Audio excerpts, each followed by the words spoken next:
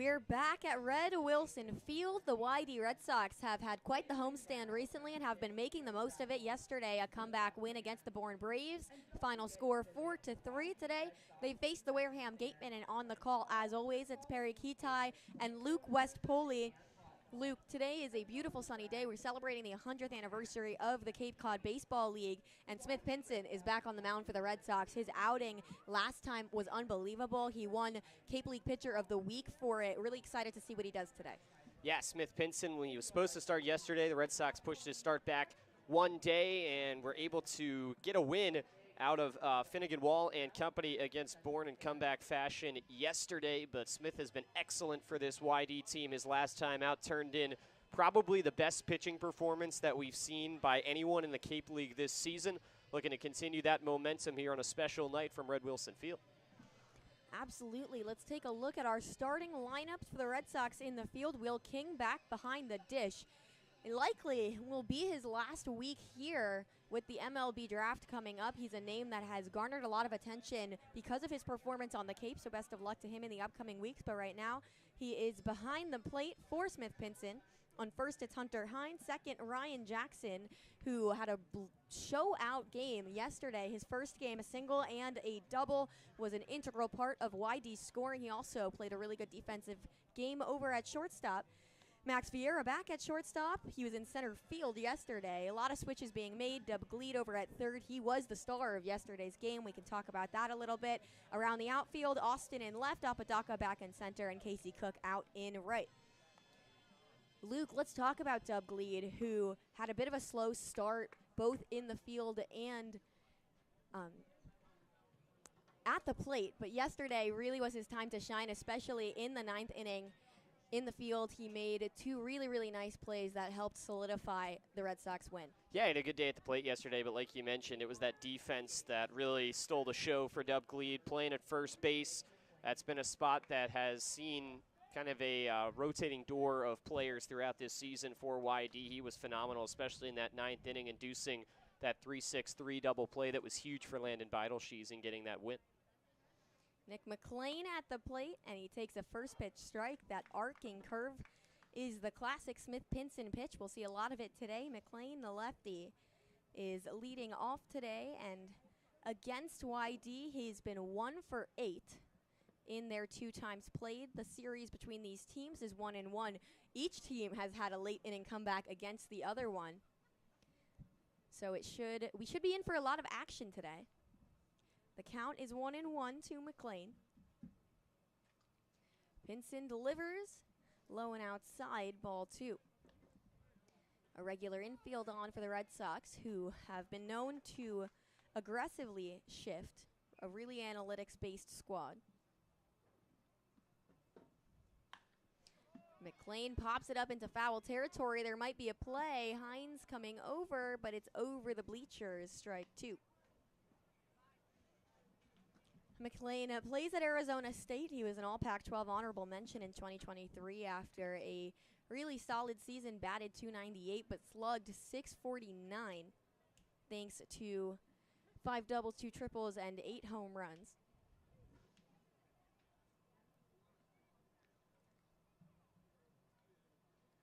The 2-2, push foul back into the fence, and the count remains the same.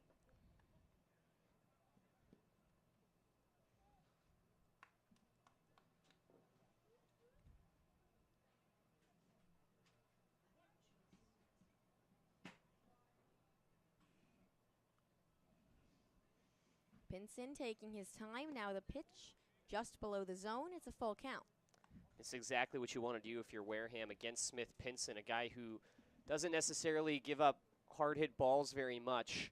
He's been very dominant. Just run up his pitch count, have long at bats. Hopefully you can chase him out of the game early.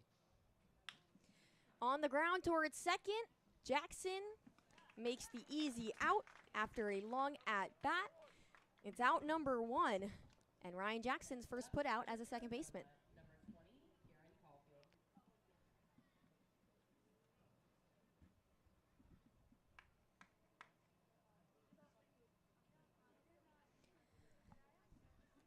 Garen Caulfield at the plate.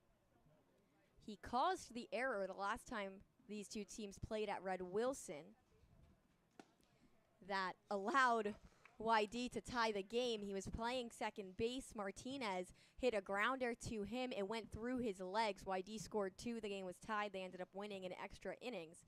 Looking for a revenge game here, maybe. The 0-1 on the ground gets through the gap into left field. RJ Austin has it, but if Caulfield's going for revenge, that's a pretty good place to start. And just a good poke over to the pole side. It's a little bit in front, but beat it into the ground and had enough space on that left side of the infield to sneak that one past Doug Gleed at third. Hussey has had a really solid time against YD this season. He's 3 for 9 with a run scored, 6 RBIs for Grant Hussey versus the Red Sox in just 2 games previously. The first pitch inside for ball 1.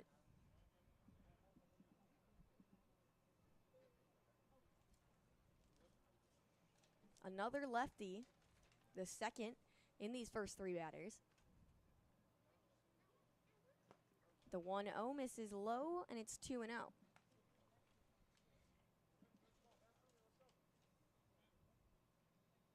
Hussey's batting .291 overall through 13 games on the Cape.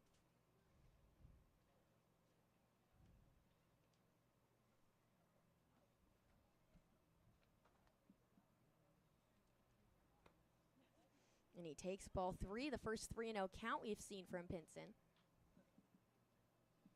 Smith Pinson is a really strikeout-heavy pitcher, but he does have an ability to work back from counts that he falls behind in.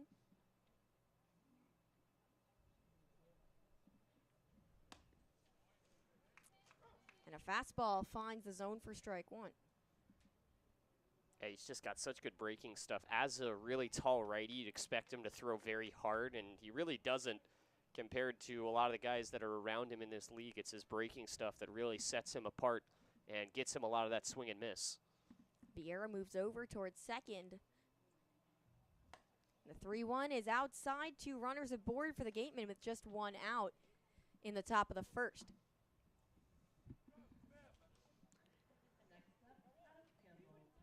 This will be Lawson Harrell's first at-bat against the YD Red Sox. Recently joined the Wareham squad out of Campbell. He was a second-team All-American by ABCA in 2023, as well as collegiate baseball and perfect game. So recognition across the board.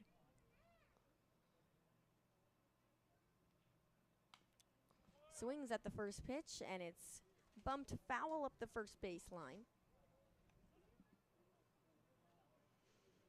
Harrell was actually the Big South Player of the Year.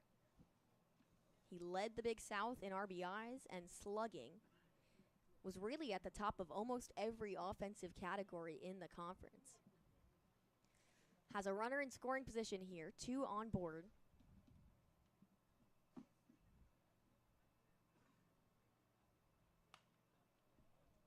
The 0-1 pushed foul once again, and he's behind 0-2.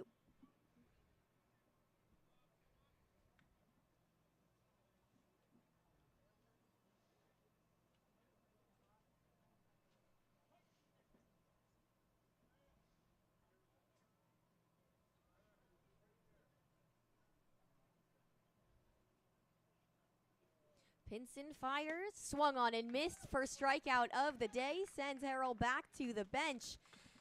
And an important second out with Wareham threatening. Yeah, you mentioned Smith Pinson's ability to work back in counts, but obviously any pitcher is going to like when they can get ahead 0-2 like that. It just gives you so much freedom to bury pitches, throw things around the zone, especially with runners on base. When you can get ahead in a count and you don't have to worry about putting something over the plate, you can try and get that chase swing and miss. That's such a huge asset, and Pinson did a really good job. It's Josh Stevenson's first time around, another lefty. Pinson checks and delivers. Fouled behind him for strike 1. Stevenson saw that dropping at the last second and tried to put up some contact.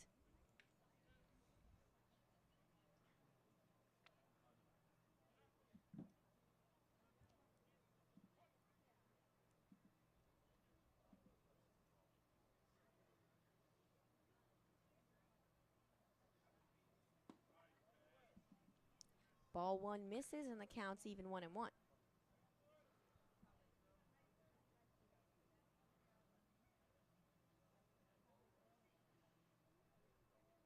Jackson backed up to the shallow infield. Vieira guarding the runner at second.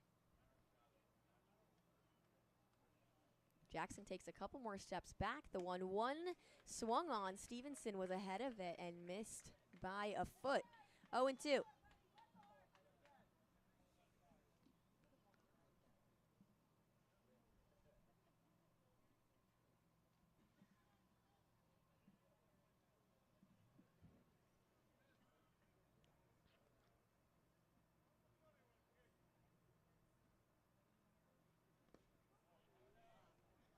Stevenson thought about it, but watched ball two drop in the dirt.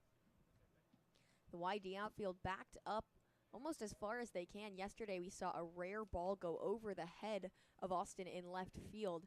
Because of the size of Red Wilson, it's rare to see extra bases because it drops behind an outfielder's head. Usually if it's behind an outfielder, it's out of the park. The 2-2 swung on and missed. Second strikeout for Pinson, and he works himself out of a jam. Wareham strands two, and we head to the bottom of the first. RJ Austin will lead off for the Red Sox when we're back on the Cape League Broadcast Network.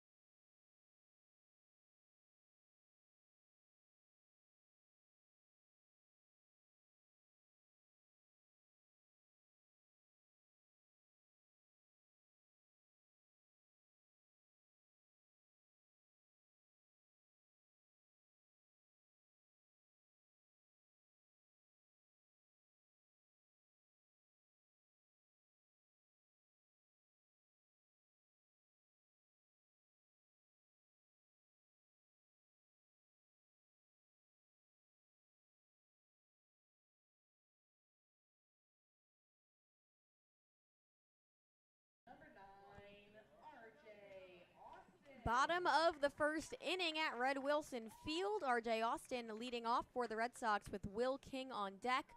Austin has been the go-to lead-off hitter since he joined the squad a couple weeks ago. And ball one is at his shoulders. Austin broke a couple of hitless games. Had a hit yesterday. As ball two misses outside, he's facing Nolan Hughes. A recent commitment out of the transfer portal from Hughes, who deals ball three.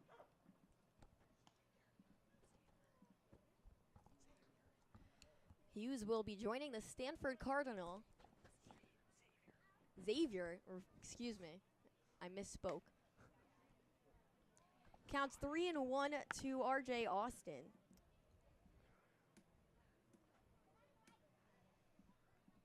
Hughes, a future Musketeer. I love that mascot.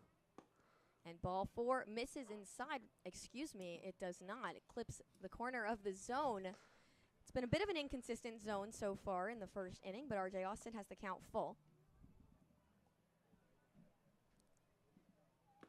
Swings at strike 3. Foul tip caught by Tommy Splain, and Austin is retired. An interesting end to an interesting at-bat. Both of the first called strikes I might disagree with, but R.J. Austin is out number 1 and Will King at the plate. He had an RBI of his own yesterday.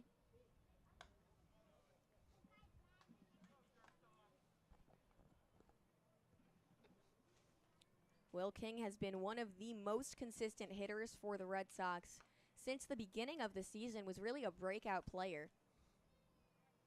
The 1-0 curves and falls into the zone. It's 1-1. He's just a hit machine. I mean, he just churns them out. Came in yesterday in the 5th inning on a 1-for-3 day and was just phenomenal. The 1-1 chopped foul. It's 1-2. King is batting .328. That's right up there at the top of the league in batting average, and he's been here since the beginning. This is his 20th game of the season. The only person who's played more is Max Vieira with 22. King foul tips into the dirt. He stays alive. Enzo Apodaca and Nathan Archer also up there with the most games played this season. The lineup has been pretty consistent the past couple of weeks. Brady Neal and Ryan Jackson have shaken that up a little bit with their recent additions to the active roster. The 1-2, below the knees, it's 2-2.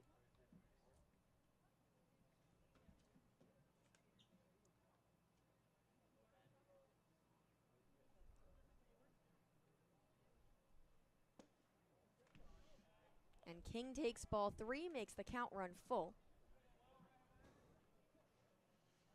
He's a really good contact hitter, rarely strikes out. If he does miss, it's usually a pop-up or on the ground in the infield. The 3-2 popped up into foul territory towards the dugout, and it bounces on top of the Wareham dugout.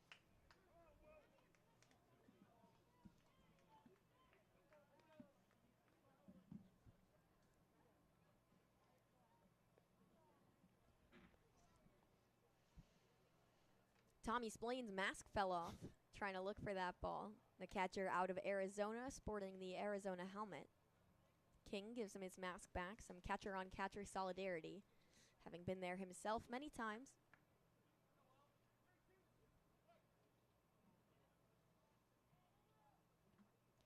Another 3-2 pitch on the way.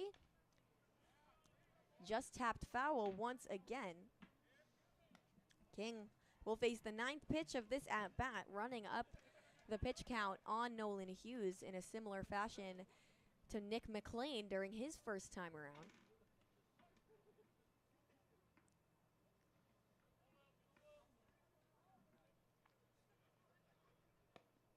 King takes ball 4 inside, battles back from a 1-2 count, and the Red Sox have their first base runner. That's walk number 2 on the year for Will. Does not normally find himself in a full count like that, but a nice job to battle. Had a really, really tough 2-strike take there that he very well could have got rung up on, but held up on it and worked it full, drew the walk, and now Max Vieira, who's been another one of YD's top hitters throughout this season, comes to the plate. Vieira, one of a couple YD players above 300, and he bloops it into right field, but it drops just foul. Less than a foot beyond the line, probably. Sounded like missed contact, maybe even a crack in the bat. That might have been, if it had dropped fair, the slowest hit ball for a hit all season. But just missed that line. Jammed him up pretty good, it looked like. So now Scott Pickler wants to have an offensive meeting. Or rather, he just wants to talk to the umpire. Will King thought he was talking to him. I'm not really sure what this could be about. It was definitely a foul ball.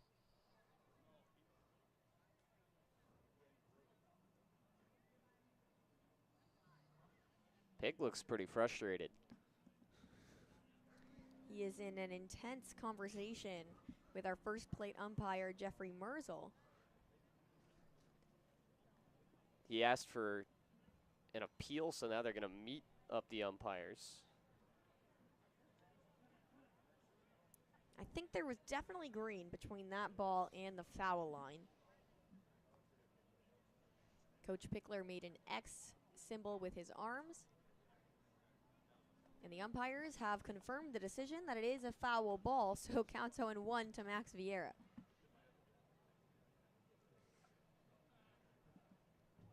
Vieira out of Seton Hall is one of a few Red Sox that are eligible for the MLB draft.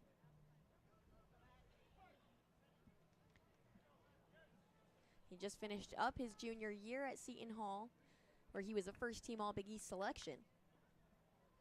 The 0-1 on the ground, up the middle, over the bump, is fielded by Bozer, tossed to Caulfield, and the out at second is made. So King is out. Vieira advances on the fielder's choice. That ball took such a strange hop over the mound. It was really a close play. King thought he might have slid his foot in there, but the force got him. Yeah, that's an unfortunate break because hitting the ball up the middle like that is going to generate you a base hit 99% of the time, and the 1% that it doesn't is if something like that happens where it hits off the mound, it slows you up enough that it can be fielded. Middle infielders got a little bit confused there for Wareham, but were able to get it on the base in time. Hunter Hines at the plate. His first time around today. Yesterday, he was replaced defensively and in the lineup after a 3-strikeout day. Ball one comes in on the hands.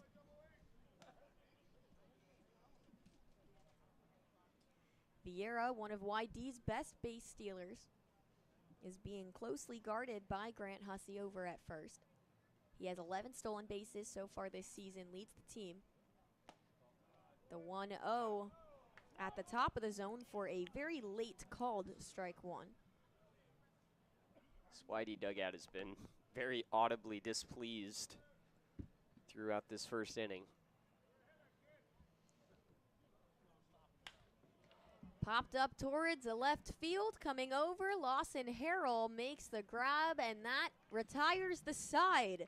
Some controversial calls and some upset people in the dugout, but it's a scoreless game as we head to the top of the second.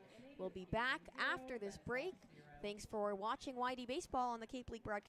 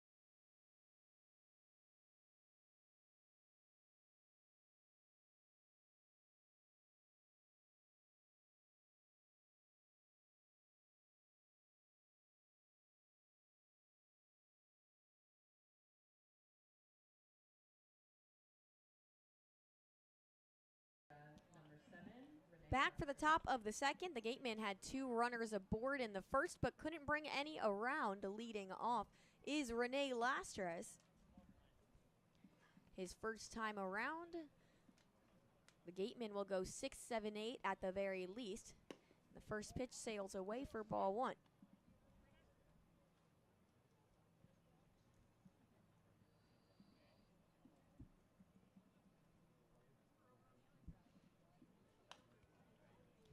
Popped foul, the count evens 1-1. Lastras has not faced the Red Sox yet. He was on the roster during their last meeting, but did not enter the game. Swings and misses for strike two. Lastras plays at the University of Florida. He is a catcher by training, designated hitting today. The 1-2 at the head, and it's 2-2.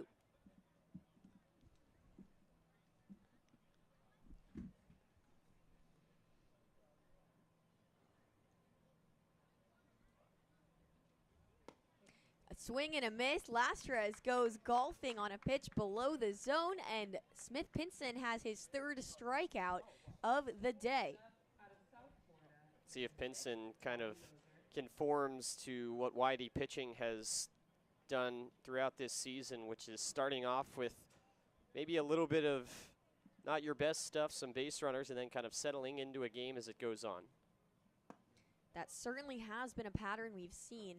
And from Pinson, not your best stuff maybe is allowing one walk in the first and none the rest of the game. He's been really, really good.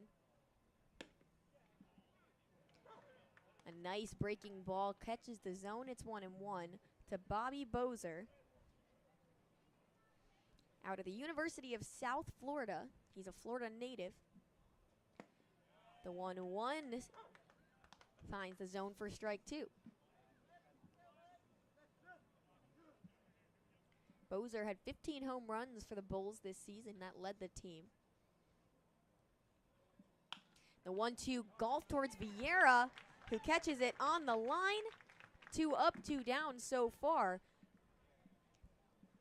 Slightly softer contact from Bobby Bozer than it looked off the bat. Floated up a little bit. Vieira came in and made the catch. It was right towards him.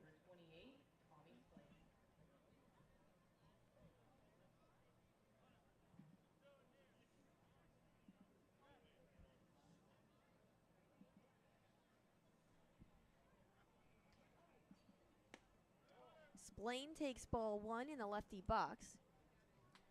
The catcher out of Arizona, as we said before, stands at 6'5", even with Smith Pinson. The 1-0 at the bottom of the zone. It's 1-1.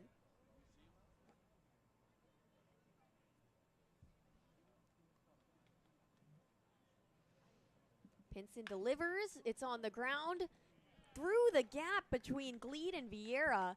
That 5-6 hole has been where Wareham has put both of their hits so far today. That ball wasn't even hit particularly hard. I think they knew because it wasn't hit so hard that they wouldn't have a play on it anyways and kind of gave up. There wasn't much of an effort put into fielding that.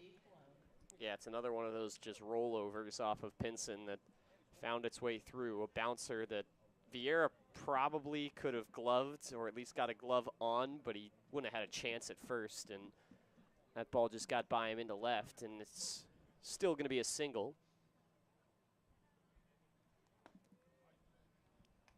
The 9-hitter, J.C. Cologne, takes strike one. Cologne, full name Justin.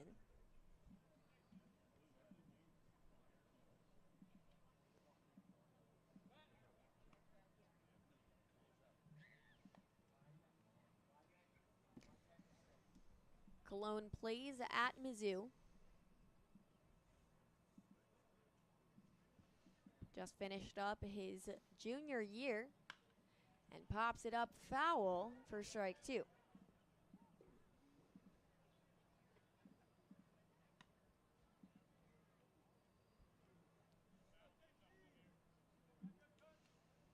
It's a quieter day at the ballpark than we've been used to this past week with all of the 4th of July travelers coming in and out. Today, however, those Saturday rentals are up, people making their way back towards Massachusetts, the rest of it. The 0-2 outside. Can't get him to chase ball one. The hills up the third baseline are as crowded as they usually are, but we're not seeing the fans wrap around into the outfield as they have been the past couple of days. It's 1-2. Cologne at the plate. Pickoff towards first. Splain dives back in safely.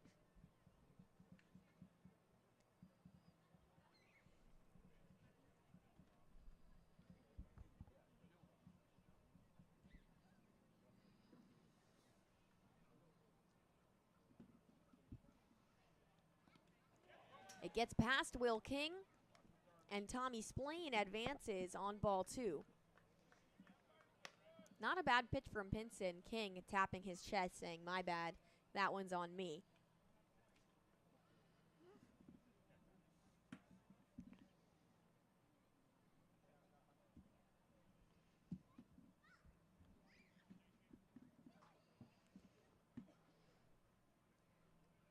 Pinson with 2 strikes, trying to leave another Wareham Gatemen on base. The pitch is ball 3. Will King thought that would end the inning, started walking back towards the dugout. Instead, it's a full count. That looked like it caught the outside corner, but the hold from Cologne pays off.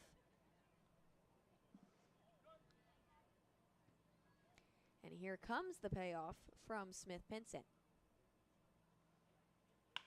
It's on the ground towards third. Gleed has it. The throw bounced and scooped by Hunter Hines for out number 3. A nice play all around. And the Gatemen strand one on second. We go to the bottom of the second, still scoreless at Red Wilson Field. You're watching YD Baseball on the Cape League Broadcast Network.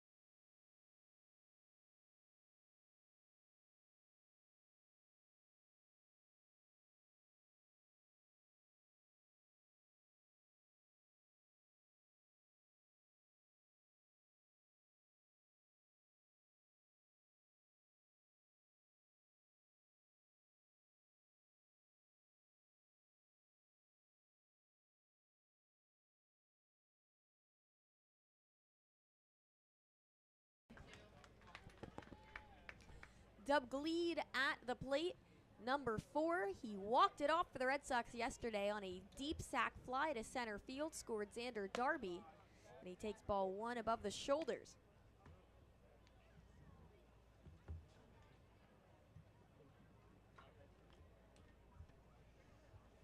Gleed plays at UC Irvine.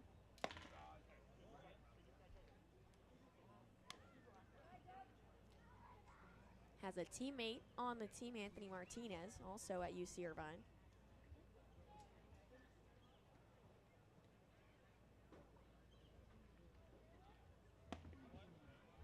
A nicely arcing curve is in there for strike 1. And the count is 2-1.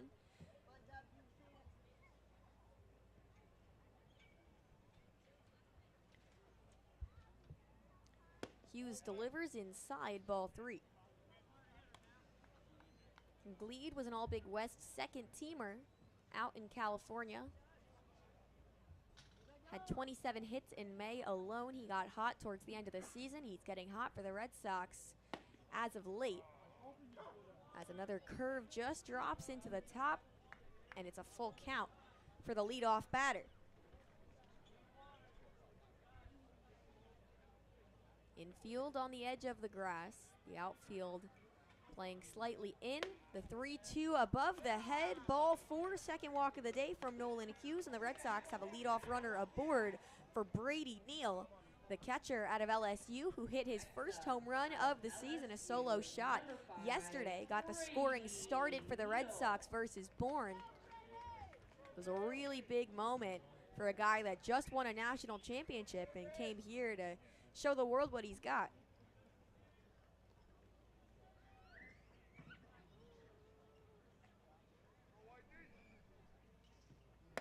First pitch is at the shoulders once again for ball 1. Hughes has not been consistently putting it in the zone.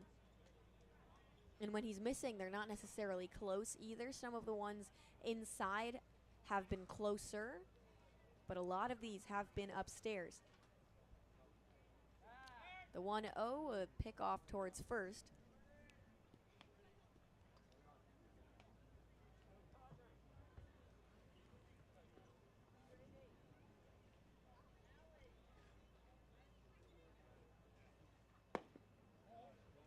The 1-0 misses outside. It's 2-0 for Brady Neal. Neal was the #1 ranked catcher out of Florida out of high school. He just finished up his freshman year at LSU, where he was behind Alex Milazzo. Ball 3 upstairs. It's 3-0. Dealt with some injuries. Had to miss part of the back half of the season. Only saw 5 innings yesterday before he was pulled. Red Sox are trying to ease him in a little bit this summer. Neal squares up a bunt to mess with Hughes' head. Instead, Hughes goes pickoff towards first again. It's 3-0. Neal winds up. Shows that bunt, pulls back, ball 4. Tosses the bat back towards the dugout, and 2 walks start off the bottom of the second. Brings up Ryan Jackson, who had 2 hits yesterday. This was Hughes' problem. He's only appeared in 1 game for Wareham, got thrown into the fire in a game against Kitei, the league's best team, best offense, and he walked 7 batters over the course of 3 innings. So far he's walked 3 now here, yet to record an out in the second. There is nobody in the Wareham bullpen as there is a meeting in the infield called. He went 3 innings in that start before he was eventually pulled, got the losing decision in a 6-3 shortfalling against the Kettleers. It's back on June 30th.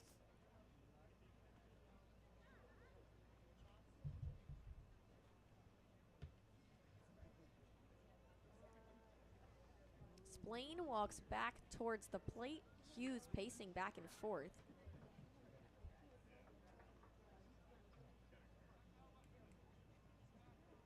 He's clearly been shaken up.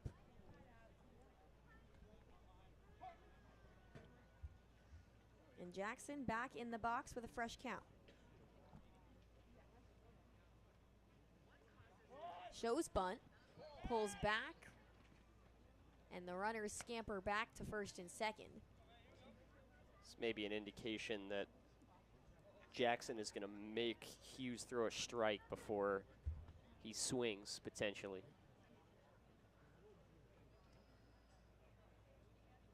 The corner slightly pulled in. Jackson shows bunt again and pulls back as ball 2 misses. That ball was much closer to the zone, just fell outside. A pitch that on another day at another time might have been swung at. But as the 6th ball in a row, YD is making Hughes prove himself. Yeah, you can afford to be a little more picky here with how wild he's been. A lazy pickoff, pump fake towards second. doesn't draw a throw.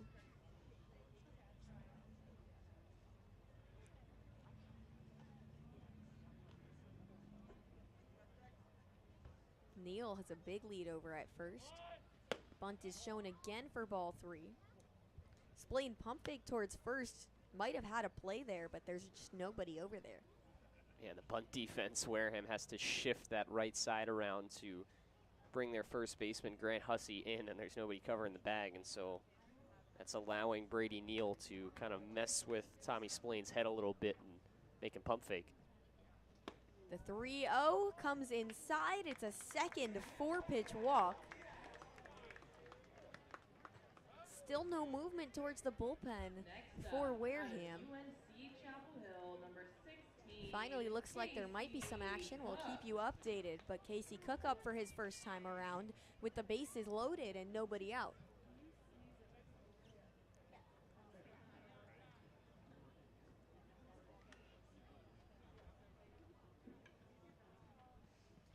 Cook, another lefty out of the University of North Carolina. Takes strike 1, the first out of the last 9 pitches from Nolan Hughes. Hughes already up to 35 total pitches. Actually keeping that pitch count lower with the 4-pitch walks, but it's going to extend his time. And with 2 strikes now called, Casey Cook will be forced to swing.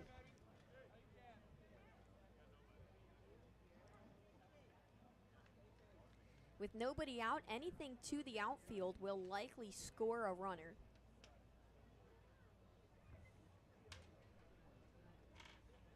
The 0-2, down the middle, called strike 3. Cook shaking his head. And a much needed first out for the Wareham Gatemen, who are trying to work themselves out of this jam. That's pretty impressive from Hughes to be able to pepper the zone like that after you've walked the bases loaded. Just toss 3 of them in there. He was able to just flip a breaking ball in for that first strike because he knew that Cook probably wasn't swinging, but then just pounded him away and got a couple of strikes on him for the quick K. Now he can get out of this inning with a double play.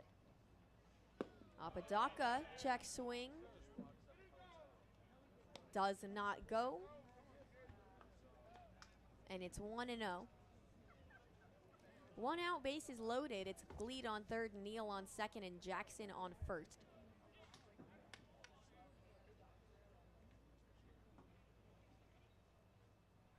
Hughes out of the stretch.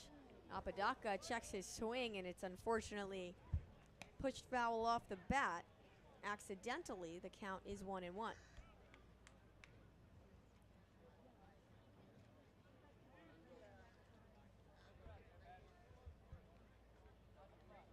Apodaca played at Gonzaga, is now in the transfer portal for his junior year.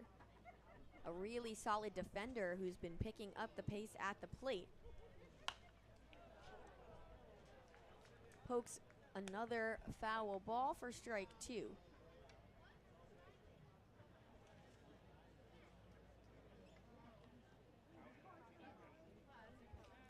It's 1-2 with an out. If Hughes can get another strikeout here, 2 outs, goes from bases loaded, no outs, to 2 outs would be a really impressive bounce back after that mound meeting.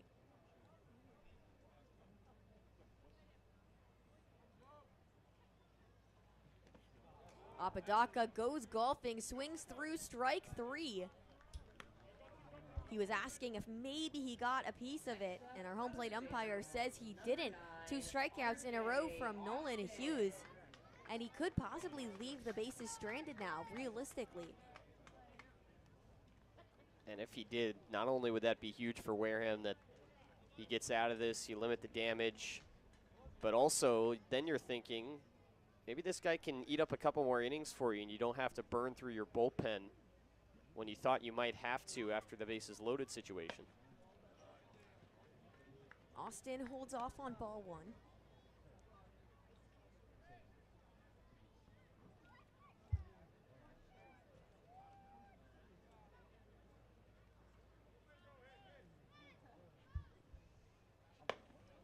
Ball 2 at the shoulders. He sharply turns away.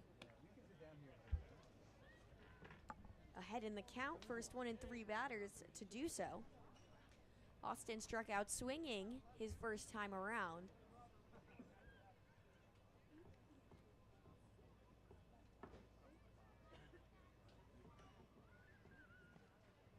A bluff from Gleed at third. Austin checks swing. It drops low, ball 3.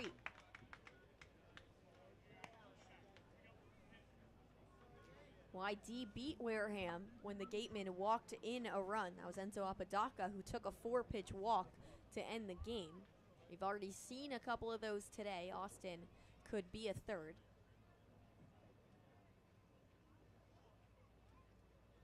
And ball 4 at the shoulders, tosses the bat behind him, and YD is on the board. They lead 1-0 after Hughes walks in a run. A fitting way for YD to get their first one after. That is the manner in which Nolan Hughes loaded the bases.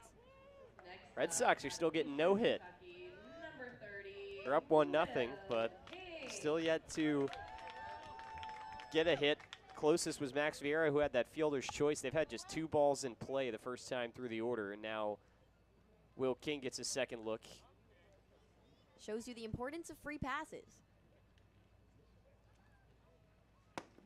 First pitch to King comes way inside, but is called strike 1 after King quite literally jumped out of the way.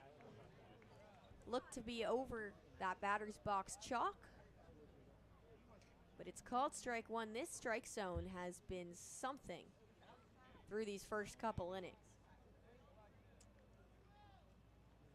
The 0-1 hammered into left field on a line. Will King does it again. And the play at the plate is not in time as Jackson scores from second. Austin advances from first to third. Will King on first. 2 RBI single. The Red Sox extend the lead. It's 3-0. That's the Will King special. Just hammers a ball on a line and gets it through the left side of the infield. And now you can exhale a little bit. I'm sure things were a little bit tense on the YD side of things. You got the bases loaded with nobody out, and then the back-to-back strikeouts. You're thinking you may lose all that momentum if you can't score at least 1 run. RJ Austin works the walk, and Will King does some further damage. Will King has that clutch gene, and he just shows it time and time again.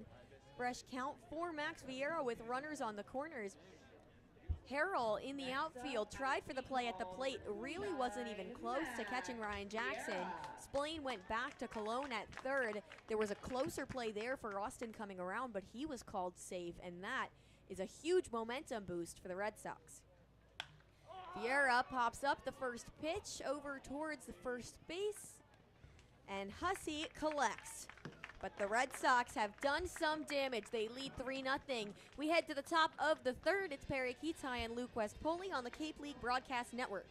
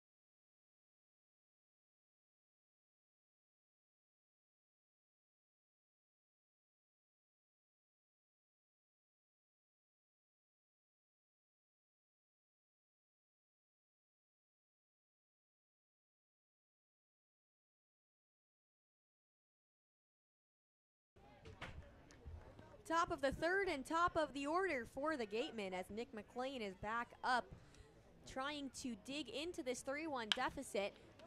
His first pitch on a line to Hunter Hines, who makes the grab really quick out number 1. That ball was crushed, but Hines was ready for it. Quick reflexes. Out of Arizona, number 20, Garen Caulfield. I can see the TrackMan computer, and I believe down there that was 102 off the bat, if I'm reading it correctly. That would not surprise me. That ball was hit very, very hard. Brings up Garen Caulfield. He was the first hit of the game for the Gatemen. One of 2 singles that just snuck through that 5-6 hole. Strike 1, a curveball. Clips the top of the zone. And he's down 0-1 with 1 out. Swings at the second one, hit really well back towards left field. Austin going back to the fence and makes the grab right in front of the fence. Off the bat, that sounded really, really good, but it can't sneak out of the small outfield in Red Wilson. A scary second out for the Red Sox. Number 27, Grant Hussey. Yeah, it had nearly everything it looked like it needed to get out of here. Had the launch angle, was hit really well. It caught a barrel, but Red Wilson, which does not contain a lot of baseballs like that, decided that one was going to stay in the yard. If there was a warning track, that would be at the edge of it. Fresh count and a first pitch swing from Hussey. Pinson walked him his first time at the plate. Jackson backed up to shallow right field. Goes swinging at pitch number 2, and it's strike 2, fouled just off the head of Will King.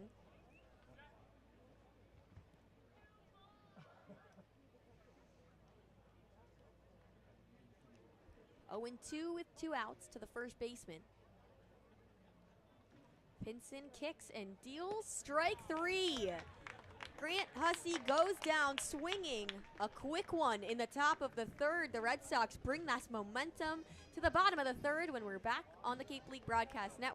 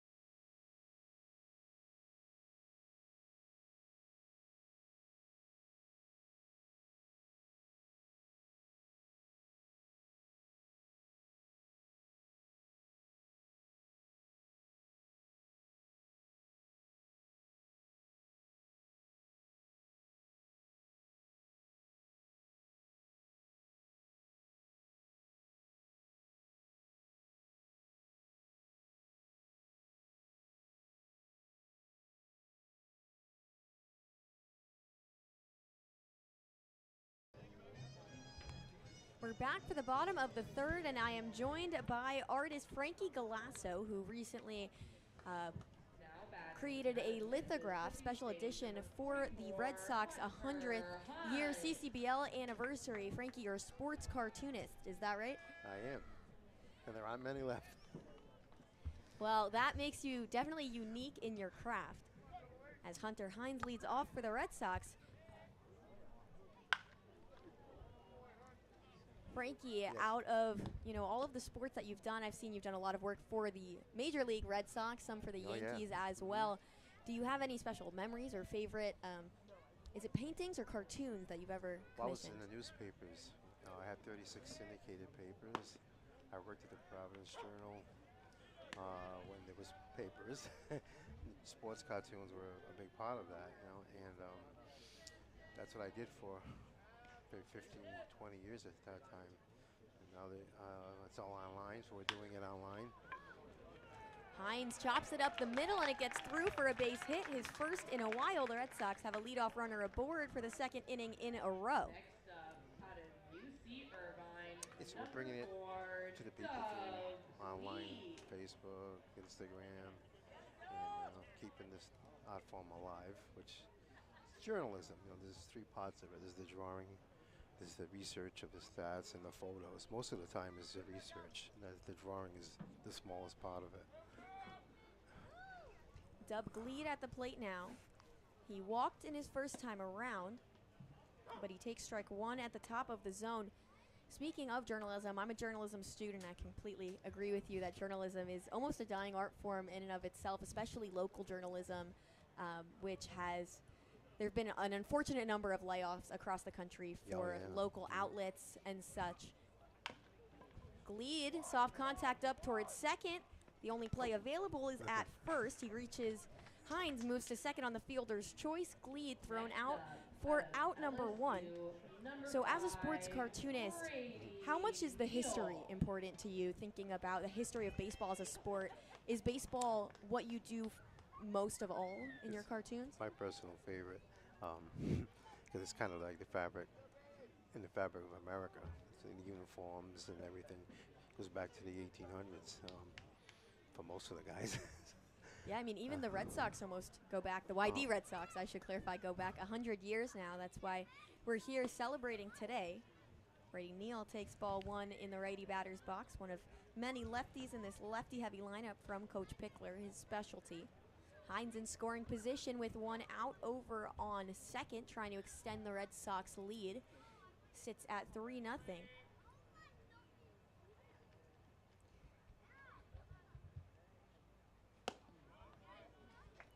This team in particular, as the YD Red Sox, have a really long history with the Red Sox, the Boston Red Sox. They used to have a partnership back in the day in the 1950s where they got the Red Sox old gear. So was doing this game, and then especially there are some Red Sox that now play for the Red Sox, like Chris Sale. Did this feel reminiscent of doing those other drawings, and what was it like to think about that history of the Red Sox and Red Sox connected? Oh, yeah. And the only difference was I didn't get to interview the players like I normally do. That was a journalist side, like you do. I'll let this guy get a hit. Or almost get hit, as Brady Neal takes ball three inside, counts 3-1 with one out to him. Ryan Jackson on deck. Neal also walked his first time around. That was part of 2 4-pitch walks in a row from Nolan Hughes, who's settled in slightly, but has been allowing more contact than he did in the first. The 3-1 outside. Neal swings the bat towards the dugout. Runners on first and second for Ryan Jackson. Next up, out of USC, number 6, Ryan. Have you ever tried your hand at any comedic cartoons? Well, yeah, I was an editorial cartoonist for years as well. And all of my sports stuff for the paper wasn't the illustration tribute stuff. It was satire. And we get to pick on guys, I used to, and get away with a lot.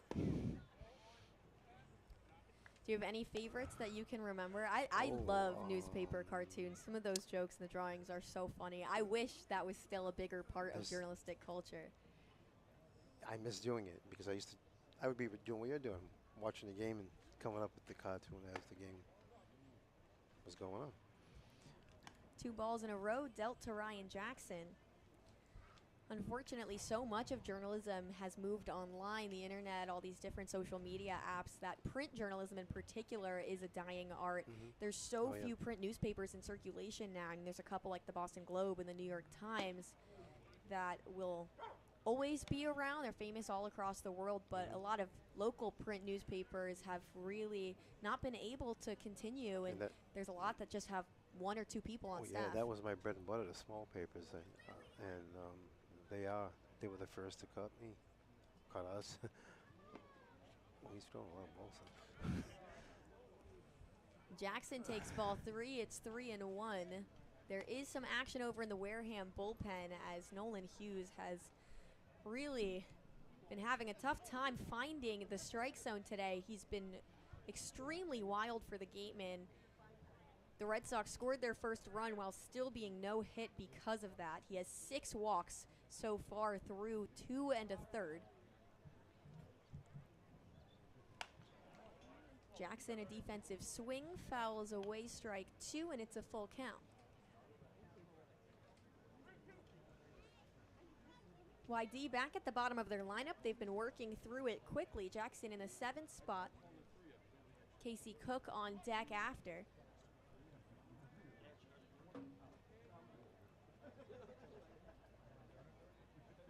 Hines with a big lead, nobody over there.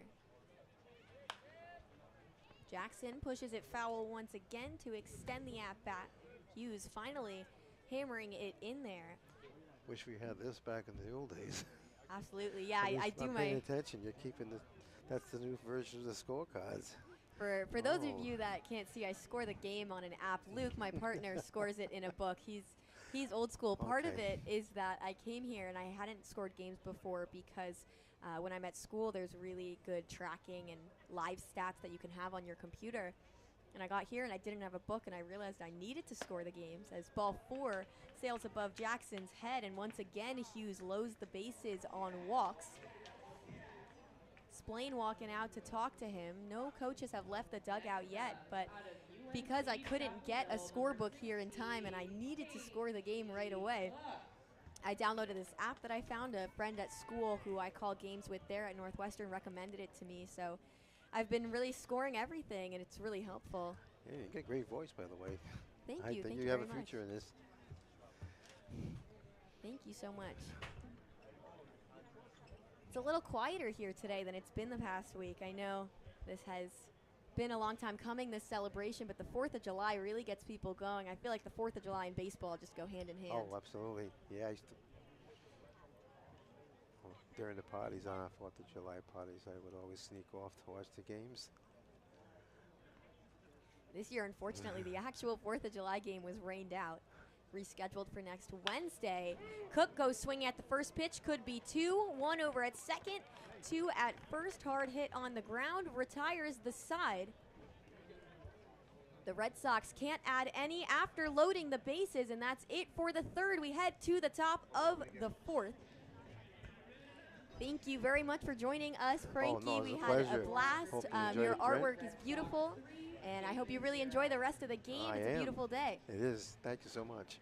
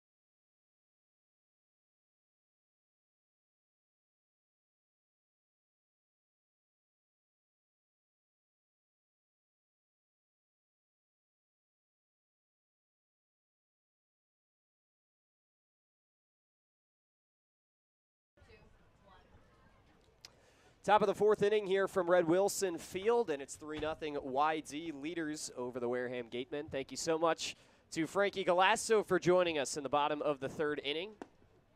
Big swing and a miss for strike one from Lawson Harrell, who's at the plate for the second time, facing off against Smith Pinson. The commemorative lithograph is available online on Galasso's website. It is also available for purchase and will be while supplies last throughout the entirety of the Red Sox season. There are 150 copies. You can get one here at Red Wilson Field if you come to a game until they sell out. It's a ball and a strike to Harrell. And that's ball two from Pinson. Harrell went down swinging his first time at the plate. One of 4 strikeouts here early from Pinson. 2-1 in on the hands for ball three. Smith has been really rock solid after a bit of a shaky start in that first inning. Had first and second with 1 out, got out of it, and has since given up just 1 base runner. 3-1. And that's yanked outside for ball 4. So Harrell on board. Second walk that Smith Pinson has issued. Ohio State, number 16, Josh Stevenson. As Josh Stevenson, the Ohio State Buckeye, comes in, he's 0 for 1 with a strikeout. Perry, this game feels like it's been in Whitey's hands this whole time, but that double play they hit into to end that last inning, it's still within 3 runs here for Wareham. This is still very much contentious as we make our way through the middle innings. Yeah, Luke, we've seen big deficits be erased when these two teams face each other. It's been dramatic every time, so I wouldn't count anyone out at this point. Bunt is squared and pulled back for strike one. Whitey really had a chance to kind of step on Wareham's throat in that last inning and were unable to score. It's unfortunate because it was solid contact from Casey Cook, just couldn't sneak it through the gap, and it took Caulfield's momentum towards third, making that play capable of putting down 2. Bunt is pushed foul. So 0-2. YD has had plenty of base runners to work with. Nolan Hughes has really struggled to find the strike zone, something that was an issue for him in his first start of the season against Kitei back in late June, where he walked 7 batters over the course of 3 innings. He also has walked 7 batters in this game over the course of his first 3. Pinson checks on the runner over at first.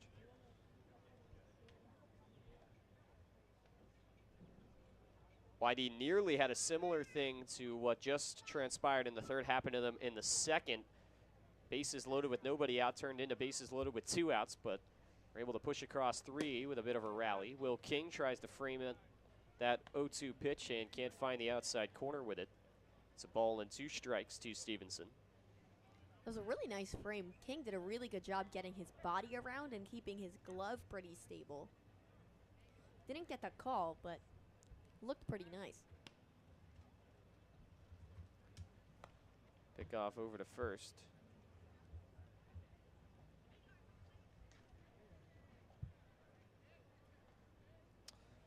Stevenson played this past season at LSU, but committed to transfer to Ohio State, and he swings and misses at the 1-2 offering for strike 3. So he's a strikeout victim for the second time in this game. That's now 5 fans for Smith Pinson. Next up, out of Florida, number 7. And now Rene Lastris, who also struck out swinging back in the second inning, comes up to the plate for the second time. Runner on first with 1 gone. Rocking all manner of colors on his outfit, representing his Florida Gators on the batting helmet. First pitch is a front door breaking ball in for a strike from Pinson. Wareham has some of the more interesting uniform combinations today. They went with blue tops, gray pants, and out in the field they're wearing camo hats. Their jerseys look very similar to that of the Worcester Red Sox, the AAA affiliate of the Boston Red Sox. 0-1 is bumped foul. And it's always interesting for the teams. YD does provide their players with batting helmets, but some of the teams have their guys just wear them from college, which is what Wareham has their guys doing. And some of them don't match up as nicely with the color scheme.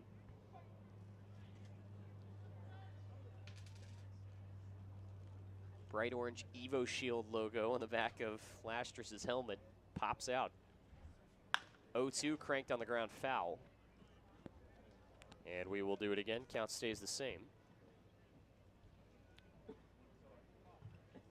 Top of the fourth inning, 3-0 our score. We are level in terms of hits in this game, 2 apiece for Wareham and YD. Difference has been the free passes, 2 walks for Smith Pinson, 7 for Nolan Hughes. 0-2 swung on and missed, strike 3. And Pinson's got himself another strikeout. Next up, out of South Florida. We said it at the beginning of the game, and thanks to Smith Pinson for proving us right. I'd hate to say something that's not true. He's a strikeout-heavy pitcher and has gotten a lot of them swinging. It's that breaking ball just below the zone. Ends up making these Wareham batters look silly going golfing on those swings and misses. Pinson came in with 17 strikeouts in 15 innings, the 2.4 ERA. Today he's got 6 strikeouts and 3 2/3 as the first pitch is outside to Bobby Bozer. He lined out to short back in the second inning.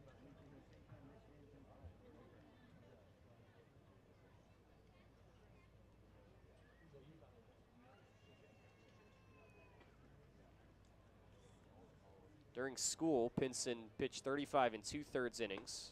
Swing and a miss on the 1-0 offering. And he struck out 35, so it was about a strikeout per inning from him.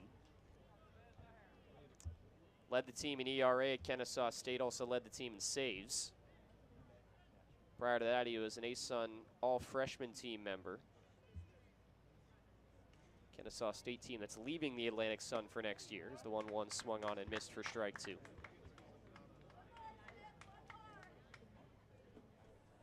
Pinson trying to work his 4th scoreless. He's thrown 62 pitches.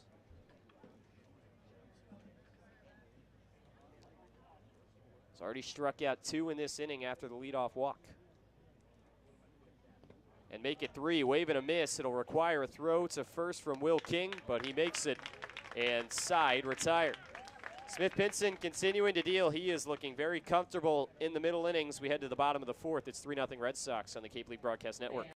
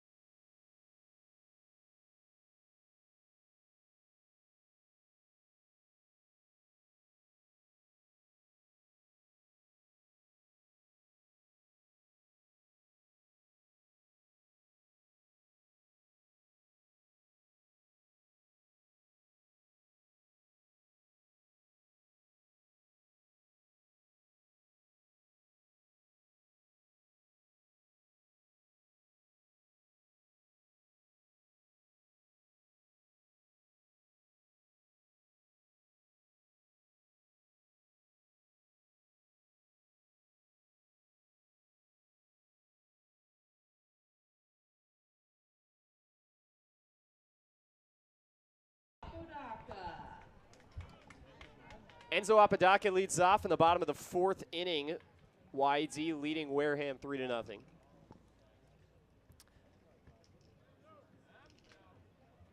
First pitch to Apodaca.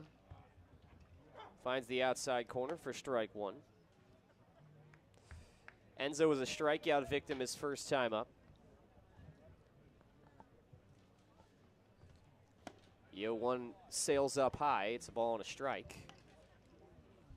Nolan Hughes still out there, worked his way around a base hit and 2 walks in the last inning. Got a double play with the bases loaded to retire the side. 1-1 breaking ball finds the lower corner for strike 2.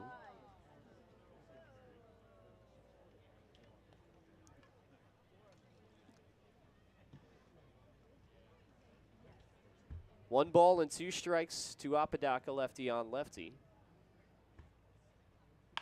Enzo chops it on the ground over to third. Colon fields above his head, throws a seed over to first, and it's in time for the out. Next up, out of Vanderbilt, number 9, RJ. Hits have not necessarily been plentiful for YD in this game. They've got just 2 of them. Will King provided the big one, the base hit in the second that brought in a couple of runs. RJ Austin walked in a run his last time at the dish, came up with the bases loaded and 2 outs and drew a 4-pitcher. First pitch is inside for ball 1. Struck out swinging to begin the game at the plate for YD at the top of this lineup for Scott Pickler.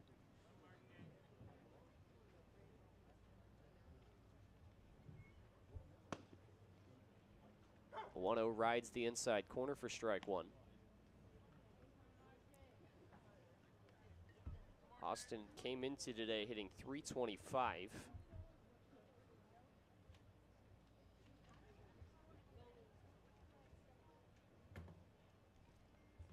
Pretty big gap up the middle of the infield for RJ.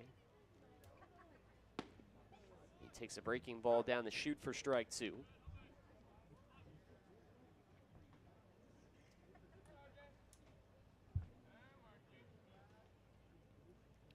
Ball and 2 strikes. Hughes into the wind and pitch. Clapped over towards third. Colon has it, shuffles and throws to first. A stretch by Hussey, and it's in time for out number 2. Next up, out of Eastern Kentucky, number 30, Will King. First time that Nolan Hughes has retired the first 2 hitters of an inning. Will King looking to avoid the 1-2-3 for YD for the first time all game. He has reached base both his times up. Once on a walk, once on a 2 RBI single.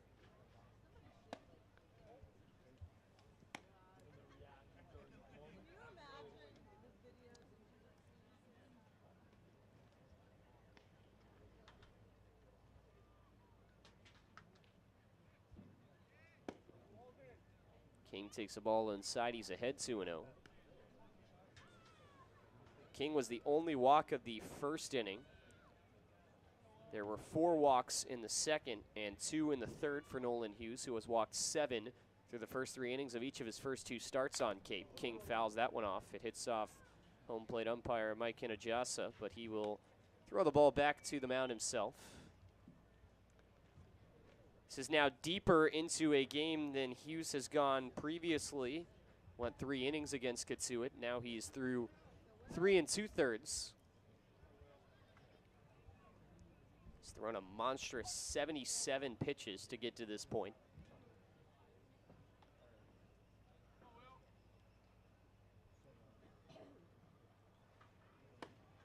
Breaking ball inside for ball 3 to Will. He's already doubled his season walk count today. Maybe he'll increase it by 150%.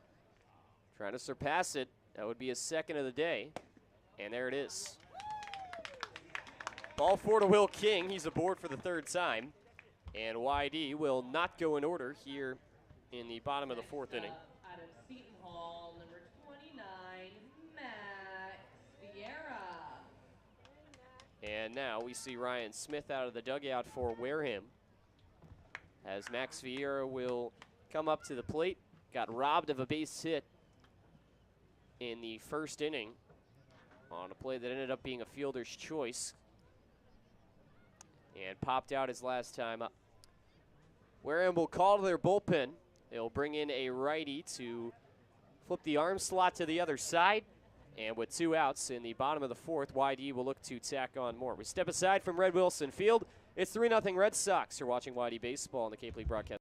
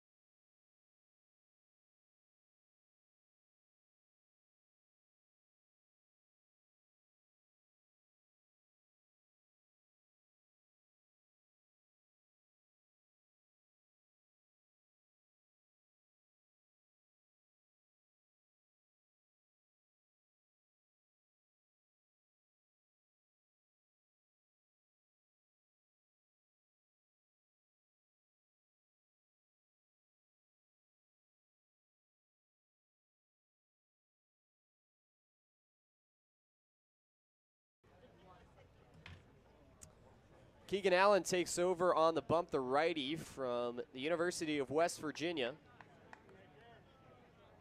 From West Virginia University, I should say. He played there this past spring after transferring over from Oklahoma. This is his 5th relief appearance of the season. He faces off against Max Vieira, who is 0 for 2. And Vieira flares the first pitch foul. Nolan Hughes, his line is not 100% final. For the moment, 3 2/3. 3 earned runs off 2 hits, 8 walks, 3 strikeouts, and 75 pitches for the future Xavier Musketeer by way of Fordham. He's responsible for the runner on first. That's Will King. King bluffs, pitches up high. Back pick to first is not in time.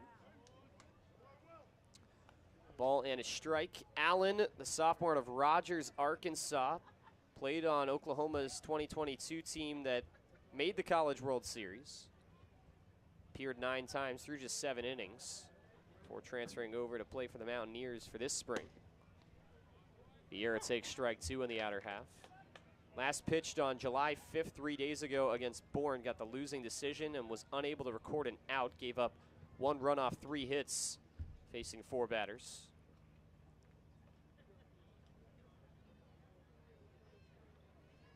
One, 2 to Vieira. Bounces low. 2 balls, 2 strikes.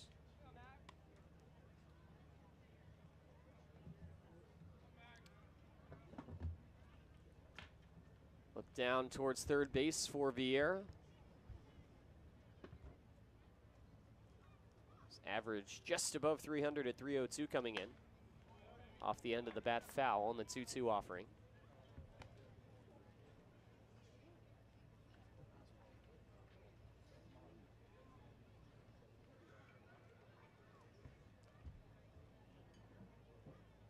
Hunter Hines is on deck.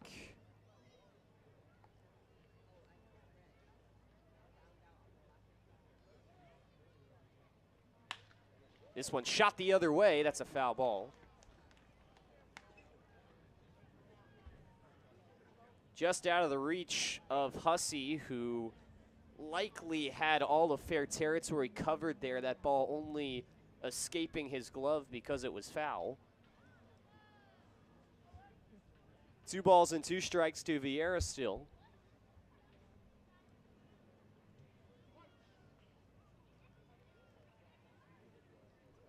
Max making him work a bit. 6 pitches so far. Here comes the 7th and first at bat.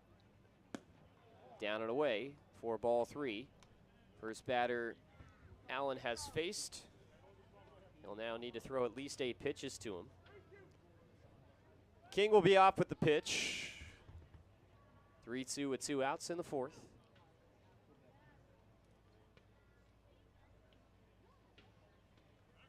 And a tie for ball 4. 9th free pass issued by Wareham pitching. Vieira aboard for the 2nd time. And that extends the inning for Hunter Hines. Number 44, Hunter Hines. Feels like we were just talking about Hunter Hines' hit because it was in the last inning. Now he's back up for the 2nd time in 2 innings. There are 2 outs. He rarely gets hits on the ground, but this time was an exception. It was straight up the middle, really hard hit, as it usually is off his bat. YD already on their 3rd time through the order here in just the 4th inning. First pitch nearly hits him. A lot of guys on this YD team, you namely think of Will King, RJ Austin, Max Vieira. They're line drive type of guys. They hit the ball hard, but it's just shoot it over the infield, get base hits. And Hunter Hines is more so that prototypical power hitter as he pops this one foul. He has that launch angle that's necessary to hit home runs in addition to the pop that he brings. Cape League released an article today detailing him as the likely front runner for the Cape League MVP award as we crossed the halfway mark of the season yesterday.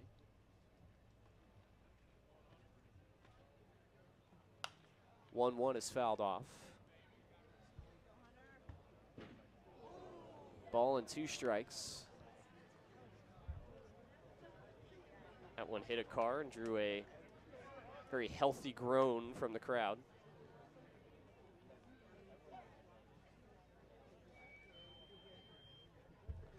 A ball and 2 strikes to Hines.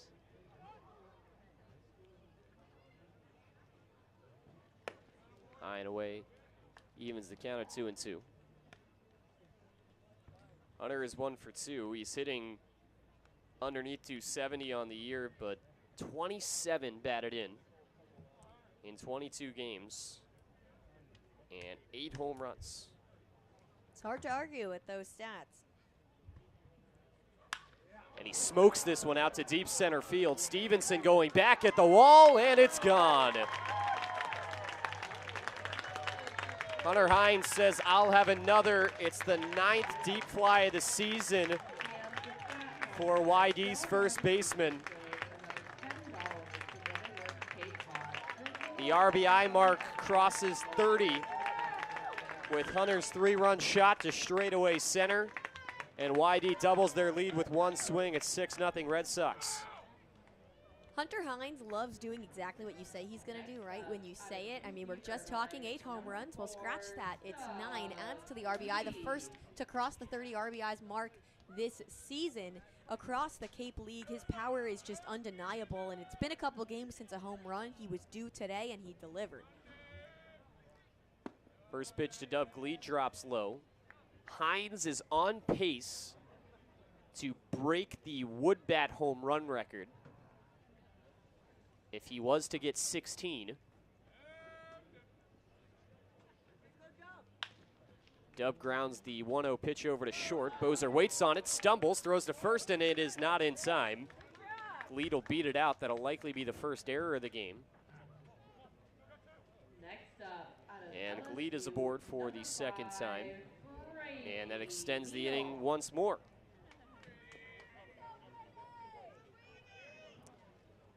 Brady Neal homered yesterday. Another YD slugger out of the SEC from LSU. Has walked in both of his plate appearances thus far. He takes a strike on the inner corner. That closes up the final line on Nolan Hughes, by the way, that home run by Hunter Hines. So he will be responsible for that Will King run. The first of the 3 that came across on that home run. Check swing, and he went around and fouled it off. Make it 0-2 to Brady Neal. So Hughes' official line, 3 2/3, 2 hits, 8 walks, 3 strikeouts, and 4 runs, all earned. Runner on first for Brady Neal. His only hit through a couple of appearances is that home run. He's 1 for 5. Got an RBI in his first game, a hitless day on a sacrifice bunt that pushed runners up, had runners on the corners, and moved them both 90 feet forward. 0-2 is flown out to left field. Lastris moseying over towards the line. Now he backpedals and makes the catch, and that retires the side. But Hunter Hines does some damage. That's precisely why you extend the inning for your slugger. He goes deep for the 9th time this season. That continues to lead the Cape League, and YD continues to hold firm control on this game. 6-0 Red Sox. When we come back, Paul Izzo, team president of YD, will join us. That on the other side of this break. You're watching Red Sox baseball in the Cape League.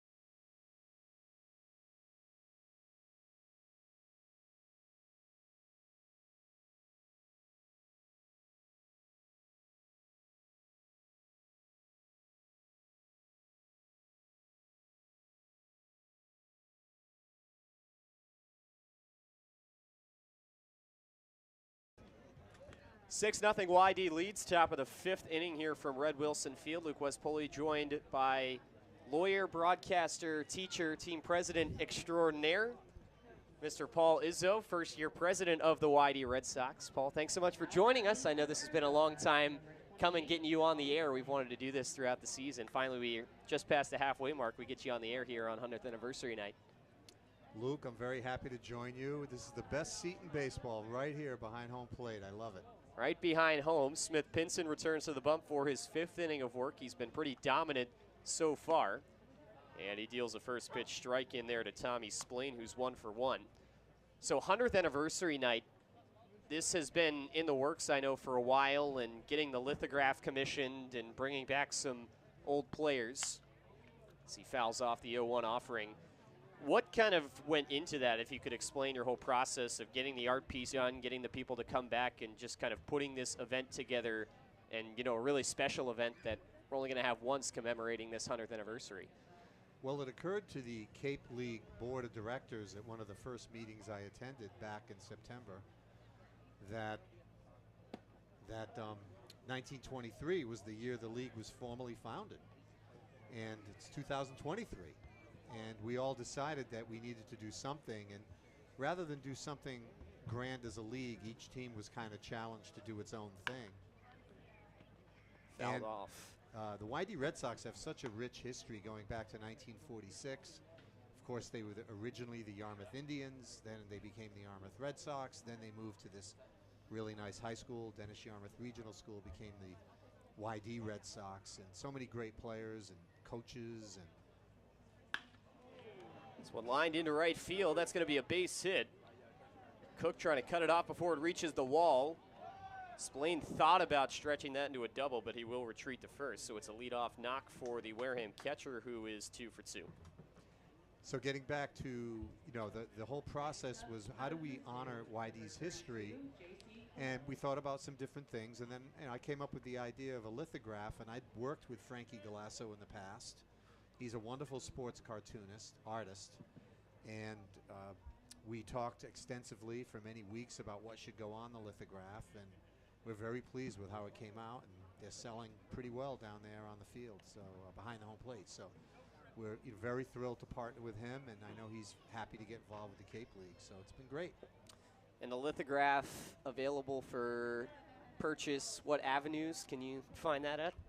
Well, you can buy copies. We will have signed copies at our ballpark all year, and we will also have copies available on Frankie's website, which is Frankie with an I-E, Galasso, GALASSO.com. And you'll see when you go on there, he's a preeminent sports artist. He's done work with the Bruins, Red Sox, everybody. So we're just thrilled to partner with him, and he's happy to work with us. J.C. Colon at the plate. He's in a 2-0 count. He's 0 for 1 with a runner on first. So this is your first year as president, dealing with all the happenings surrounding this team. And, obviously a lot of off-the-field stuff comes with that as Colon takes a strike. But how much would you say it has been made maybe easier or more pleasurable with the fact that this team has been so successful with their on-field product, and Scott Pickler has put together a really strong roster that's kind of been front-running this East Division throughout the first half of the season? That's an excellent point, Luke. And I think winning just makes everybody feel better. The interns are in a great mood. The volunteers are in a great mood. The fans are eager to come to the games and root for these players. And so many of them are having good years. It's funny. It's not just Scott Pickler, because he does a wonderful job recruiting players, but we also have interns that help find players. We have Terry Heisey and Chip Russo, our general managers. They do a great job. It's a ball 4 to this batter. Pinson deals it outside, and he has put the bottom 2 in the order on base for Wareham. And it's open. I always wondered as a Cape League fan how players were acquired, and it's really a lot of different ways. Sometimes the general manager finds them. Sometimes a coach from Mississippi State will call Pick and say, we have this kid, you want to take a look at him? And sometimes Scott Pickler will recruit a player from a particular team. So there's a lot of different ways players are acquired, and obviously this year we have some really good ones. Really good ones this year, certainly. The batter for Wareham, Nick McLean. He is 0 for 2. Pinson out of the stretch. Deals the first pitch. The bunt is down foul. Will King fielded that bunt. Will's a great story. Kid out of Eastern Kentucky. Maybe overlooked a little bit. Not on a lot of radar screens, but now he certainly is here at the Cape League. Very tough to strike out. Gets his bat on the ball. Very old school player. And so many of these players have great little stories like that. He's a great example of a kid who I think his stock has gone way up from his Cape League experience. He and Hector Garcia are the two that really, I think, come to mind for YD, as this one's fouled off. Gleed might have the room coming over on it, and he makes the catch almost in the first row. That's a tough play, going off to your side like that, and not stepping into the stands and stepping on somebody. It's a really good play. Gleed made the catch. They're going to say foul ball, though, because he went over the line, which is considered out of play. Okay, yeah, you cannot catch a ball. That's a ground rule here at this park. So it'll be an 0-2 count to McLean. But back to your point about Will King, I mean, he was a temporary contract, I believe, too, correct? And then he just started hitting like a machine, and you realize that he's going to be here to stay for the time being, as long as he keeps hitting well, which he has just continued to do. This one cracked over to first. Hines' only play is at that bag, and he will tap on it for out number 1. Both runners move up to second, and third one gone with Garen Caulfield coming to the plate. I think it took 38 plate appearances for Will to strike out. Yep. It was really extraordinary, and I kept watching it thinking, should I mention this to somebody? Because I didn't want to jinx him. But Luke, I also want to say I thank you and Perri and Anna, producer. You've been doing a great job all year, and we've had a few snafus with equipment that we had to deal with, but you guys were very helpful in getting those worked out. And we're thrilled to have you on our team. Well, we certainly appreciate that.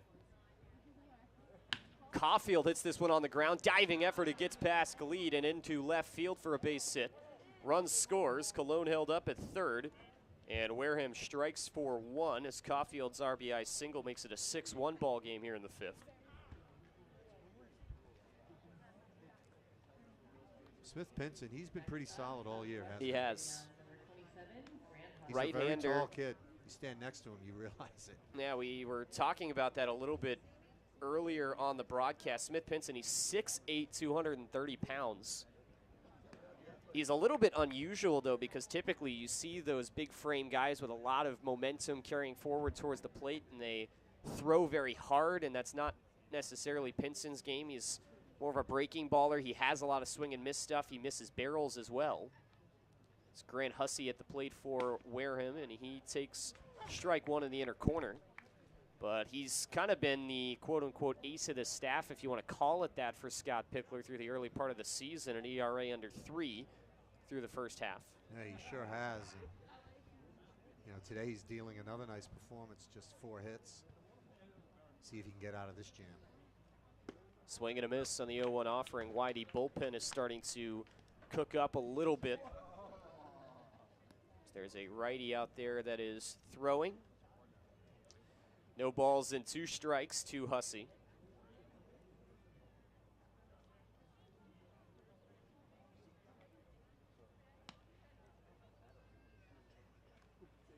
Pitch is pushed foul. Is it my imagination, or have there been a lot of foul balls today? I think that's fair to say. I think the pitch counts on both sides have been pretty high. For Smith Pinson, Wareham has done a decent job in running their at-bats up a little bit, and then on the other side, there's just been so many free passes. But yeah, it has felt like there have been a decent amount of foul balls. 0-1 hit on the ground over towards second. On to second, Jackson to Vieira. The back end is not in time. It's a fielder's choice for Hussey. Another run will score. And with 2 gone, the inning stays alive here in the top of the 5th. Another run scores, Paul. That's unfortunate, but it means you get to stay on the air for a moment longer. Well, I would have preferred the out, but I'm happy to stay here. Max Vieira does a good job getting rid of the ball and firing it across the first base. He's been doing that all year. That time, just a step too late. Tough play to get to. Lawson Harrell at the plate. Vieira was actually in center yesterday with his normal shortstop spot occupied by Ryan Jackson, who's just come in from USC. There's a first pitch strike to Harrell. Didn't get a whole lot of action out there in center field yesterday, but he was out there. Kind of got rotated around. He's appeared in every game, though, this season for YD. I think he leads our team in hits. Yeah, starting or off the bench, he does. And his offensive production has been there right from the start. He's another guy who's on a temporary contract coming into this season and has just stuck around due to his strong play. He's draft eligible and might have played his way into a pick. Who knows? Well, you think about why would you come here with a temp contract? The answer is Will King and Max Vieira. You know, there's always that possibility. And one thing about Scott Pickler, the manager, is when you produce, you play.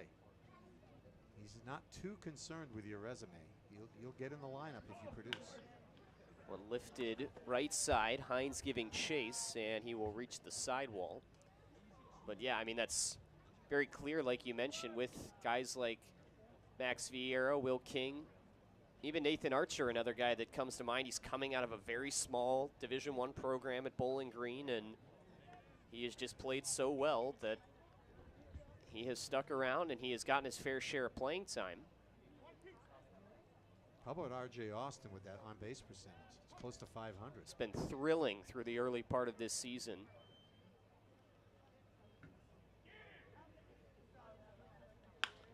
This one lifted out to center. Coming in, that ball's going to drop for a base hit, crashing into each other, Apodaca and Austin. Austin takes a tumble, rolling around, looks to be a little bit shaken up on the outfield grass, favoring the right ankle. Boy, did I just jinx him. And this may not be very good for YD. Runner held up at second, so they'll be on first and second. There was some miscommunication as Enzo Apodaca came in to get that ball that just got kicked down in left center field, and R.J. Austin was coming across from left, and Apodaca collided with him, came across his leg, and Austin took a tumble. Training staff as well as Scott Pickler out to talk to R.J. Austin. Hopefully it's just kind of a bruise or something. But you hate to see that any athlete on our team or any team, anything below the waist is always very concerning. We're hoping he's okay. Austin is sitting up, and now with some help will be lifted to his feet. Reaches down to grab his gear. He is favoring the left leg a little bit. Scott Pickler giving him a little bit of help on his way back to the dugout. So he's walking under pretty much his own power, which is, of course, very good. Now just seems to be taking a moment to collect himself, but scary, scary moments there for YD and for R.J. Austin, who's been so good through this part of the season in which he came in partway through the summer.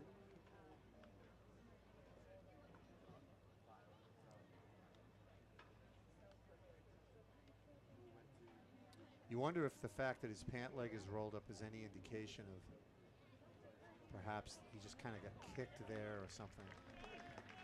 Hoping that's all it is. Some rounds of applause for R.J. Austin as he makes his way over towards the YD dugout.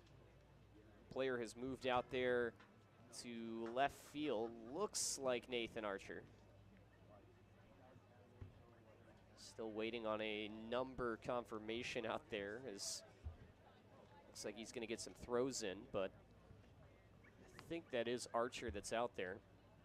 The situation will be first and second with 2 outs in the top of the 5th inning. Wareham has struck for 2. It's a 6-2 ball game. Well, getting back to the game, this is a critical part of this game. You have 2 base runners. And, you know, if you're Wareham, you're thinking this is our shot to get back in this. With something in the gap or worse from YD's perspective.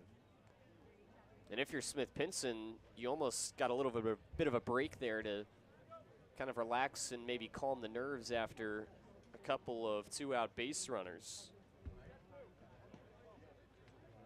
And so now he will try to get out of this, as the player out there warming up in the YD bullpen is Connor O'Hara.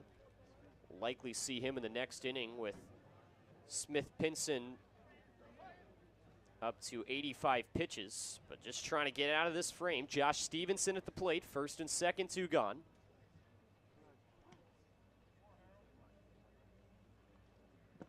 First pitch, a breaking ball, cut on and missed for strike 1. Stevenson has struck out swinging both of his 2 times up. He's had a little trouble making connection this year. He's got pretty high strikeout rate. 4 through 7 in the order have generated 6 of Smith Pinson's strikeouts.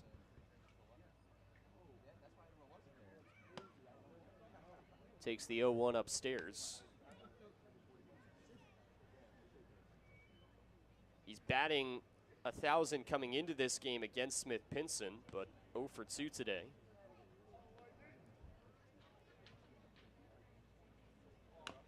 Slow roller, left side, and King will play it foul.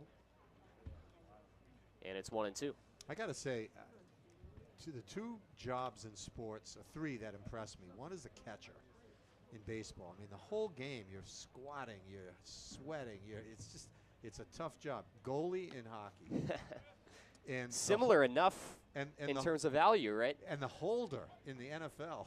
The holder, the guy who gets the snap and has to put it down and spin it, and Super Bowls have been decided on that. Those 3 jobs, no thank you. When it bounces in the dirt to even the count at 2-2. Those are tough jobs. Kudos to those guys and gals. play those positions. Guys just getting beat up back there and very much used to it. It's so rare to see, but there are catchers that do play every game, even at the major league level. They are at a premium. 2-2, fisted over to second. Jackson will go to first, and that retires the side. So Wareham gets 2, but Smith Pinson limits the damage in what is likely his final inning. Paul Izzo, thank you so much for joining us here in the top of the 5th. It's been a pleasure. It's been a pleasure for me, and good luck the rest of the way, Luke. We appreciate your efforts. Thank you so much. Headed to the bottom of the 5th. We're halfway home from Red Wilson Field. It's 6-2 Red Sox as you are watching YD Baseball on the Cape League Broadcast Network. Back in a moment.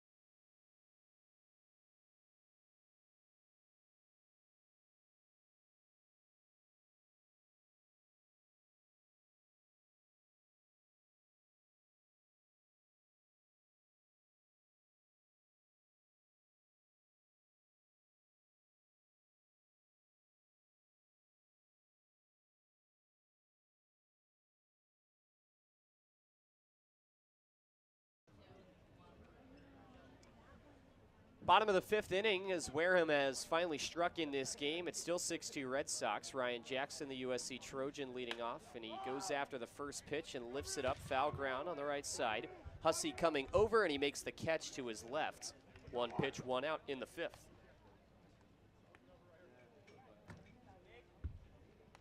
Special thanks to Paul Izzo for taking some time out of his very busy game day, I'm sure, to spend an inning with us. Perri Kitei is back alongside for this bottom of the 5th inning. Casey Cook is 0 for 2. Hit a ball hard, but grounded into a double play his last time up, and he takes strike 1 on the outer half.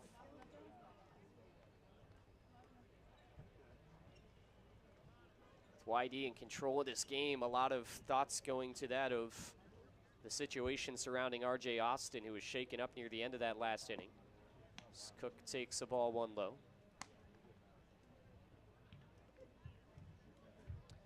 Wareham is out hitting YD 5-3. The Red Sox on top by 4 in this game. Popped up left side. Cologne giving chase. That ball lands on top of the YD dugout. Will King proudly displaying that he made that bare hand catch on the bounce over on the left side. A ball and 2 strikes to Casey Cook.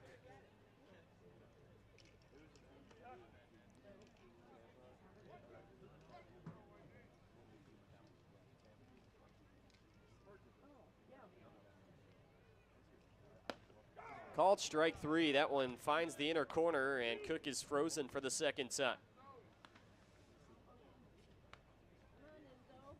Next up, out of Gonzaga, number 3, Enzo Apodaca trying to break an 0 for 2 day.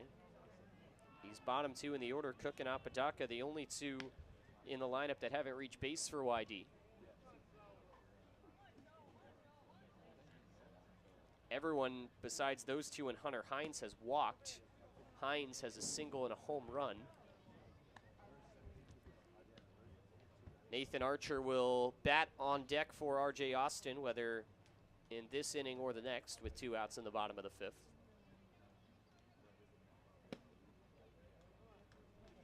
comes down and in. 2 balls, no strikes.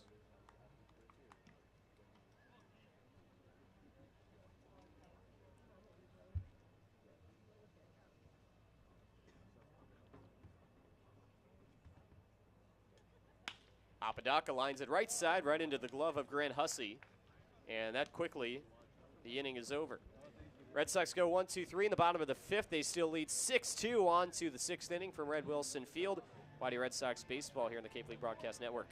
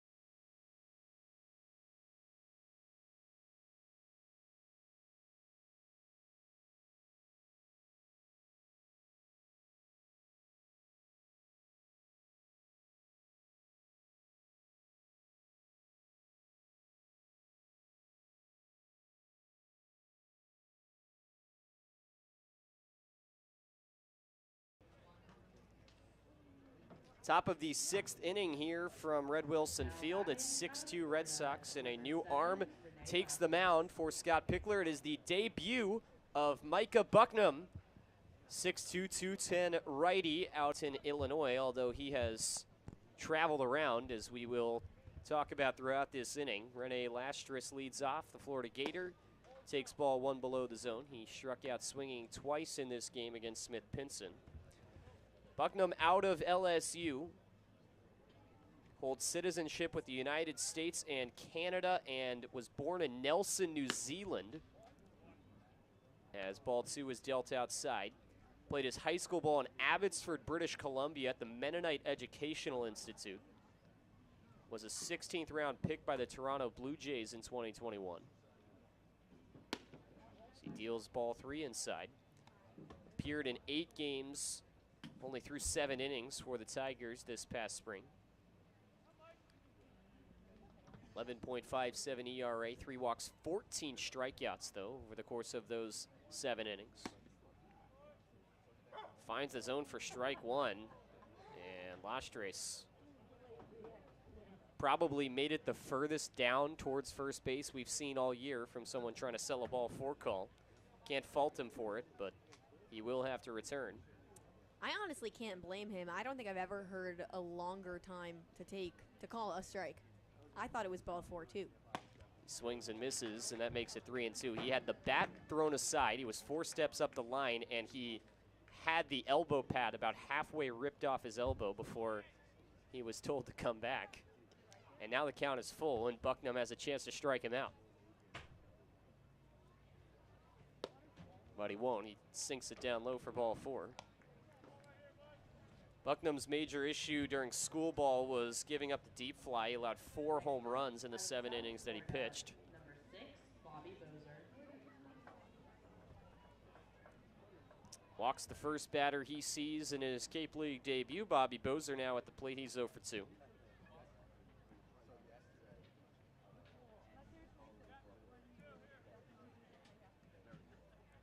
Bozer, the shortstop.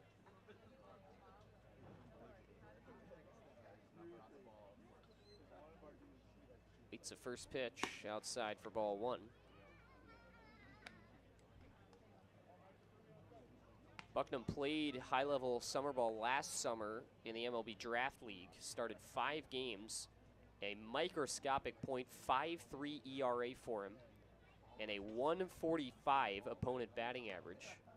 As he checks on the runner over at first, so he's clearly got the stuff to succeed at this level at summer ball. He has a lot of speed. It's just locating the pitches. In his last at-bat, they weren't far off, just not enough to draw a swing. Breaking ball is chopped to third and foul.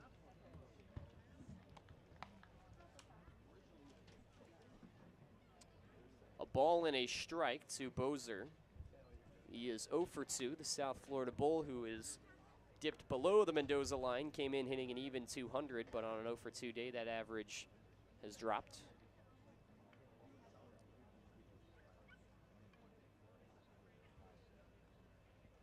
One jammed over on the left side. That one gets down and into shallow left. Vieira will eat it up. That holds the runner at second base, but it's a base hit for Bobby Bozer. He's on base for the first time. And that will bring in Tommy Splain first and second, nobody out. Next up, out of Wareham has Arizona, loved that Poley. 5-6 hole on the field today. They've seen a lot of success over there, keeping them in the infield, at the edges of the infield, just not giving Vieira any play on it. In these last couple of innings, Wareham has been tacking on the hits, trying to mount a comeback as they did the last time these teams faced each other. It's their 6th hit of the game. They're doubling up YD in that category. They still trail on the scoreboard. Tying run is on deck with nobody out. Tommy Splain takes the first pitch ball underneath the zone.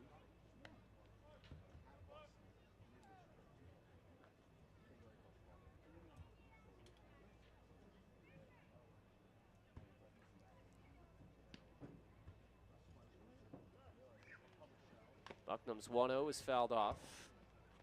Bill King might have taken that one off the hand. He immediately shot up and is now walking a lap around home plate.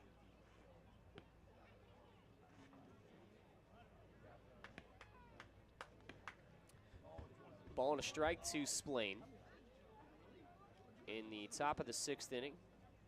6-2 ball game led by the Red Sox as they try to increase their win streak to 3 games. Last loss coming against Kitei back on July 2nd. At this point, nearly a week ago.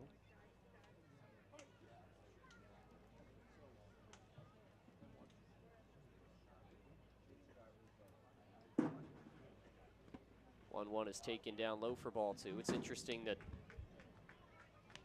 that was so long ago. This team just hasn't played very many games due to the 2 scheduled off days with the rain out on July 4th in between, but they're in the thick of it right now as the rescheduling for July 12th, that Hyannis game. It's going to mean they're essentially playing 2 weeks in a row of games with no break now. 2-1 hit pretty well out to center, but Apodaca should have it, and he does for out number 1. Runners will stay put on first and second. This game is on pace to be the longest of the season for the Red Sox. Barely over the halfway mark. It's already been 2 hours thanks to all of the free passes, base runners. These hitters have been making the counts really last. That last 1-2-3 inning for the Red Sox was one of very few of those today. J.C. Cologne coming up to the plate. Red Sox at the plate have only gone 1-2-3 once. Wareham has only gone 1-2-3 once at the plate themselves. Other than that, there's been base runners on both sides in every half inning. So ball one is taken high by J.C. Cologne.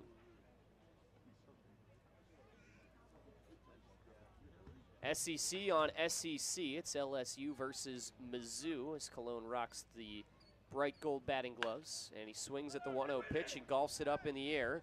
Hines over to it. That one lands in the first row.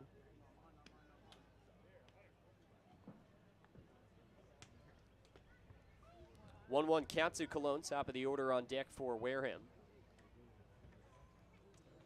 This is the last of the homestand for YD.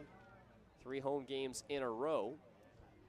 They will be on the road tomorrow at Gov Fuller Field, their second trip on the road to face the Falmouth Commodores this season. Red Sox came away with a emphatic victory their last time there. 14-6 was the final in that game on the back of a 7-run inning that the Red Sox had late.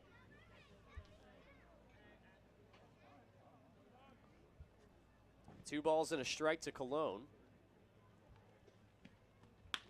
And he chops this one over towards second.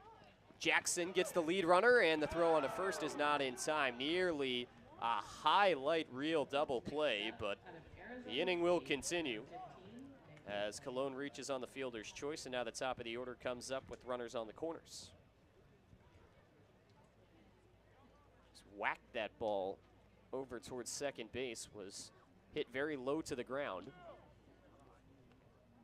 Will King is out to give a sign to the infield. The YD bullpen is active with a righty out there. That was an unbelievable throw from Ryan Jackson. His momentum was heading completely in the other direction. He was almost behind first base by the time he made that throw, and he made it with plenty of time to Max Vieira. Now there's runners on the corners, but an important second out. It looked like the only play there was going to be to first, but Jackson decided to go to second, and it was the right decision to get the lead runner, and then the Red Sox almost turned two there. First pitch misses below the zone for ball one from Bucknam. Fan favorite in the bullpen, it's Hector Garcia, who was up and warming. With this being Bucknam's debut, likely we'll only see him for one inning, maybe a second. That one's in there for strike one, but Garcia has been a guy who can give you 3 to 4 strong innings out of the bullpen. I think the strategy for Scott Pickler and his coaching staff here might be to get Bucknam through this 6th and then bring out Hector Garcia to get the final 9 outs, which would get him the save.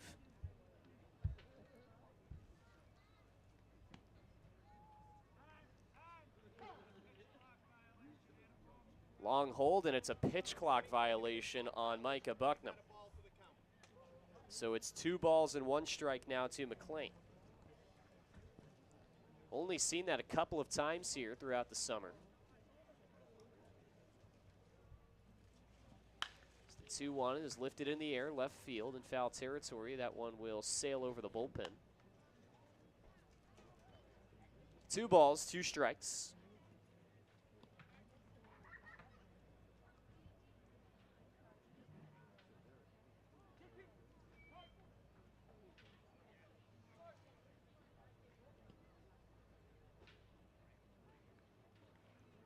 Pitch on the way, beaten into the ground. That is a foul ball over on the third base side. With runners on base, Eric Carmona, who's the normal third base umpire, is playing over at second, and so that was home plate umpire Mike Hinajasa's call. That ball was very, very, very close to being fair, and if it was, it could have spelled a whole world of trouble for Micah Bucknam, but he gets the benefit there as that ball just eked foul, and it's still 2-2. He can get out of the inning with just 1 pitch. That was a really, really close call. We've seen a lot of those today. I think there have been some that have gone against either team that could definitely be challenged.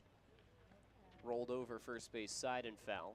That one being one of them. I really am not sure that went foul before the bag. I think it might have been after the bag, and the Wareham third base coach certainly thought so. He was motioning his players around, indicating that it was a fair ball, but he was overturned. And with how big foul territory is where that ball probably would have gone if it had stayed in play, that might have been 2 runs on that hit for Wareham, but instead, none. 2-2 swung on and missed, strike 3, and Bucknam gets through it scoreless. Gatemen strand 2, and Micah Bucknam's first inning as a member of the YD Red Sox is a shutout one to the bottom of the 6th. It's still 6-2 YD here on the Cape League Broadcast Network.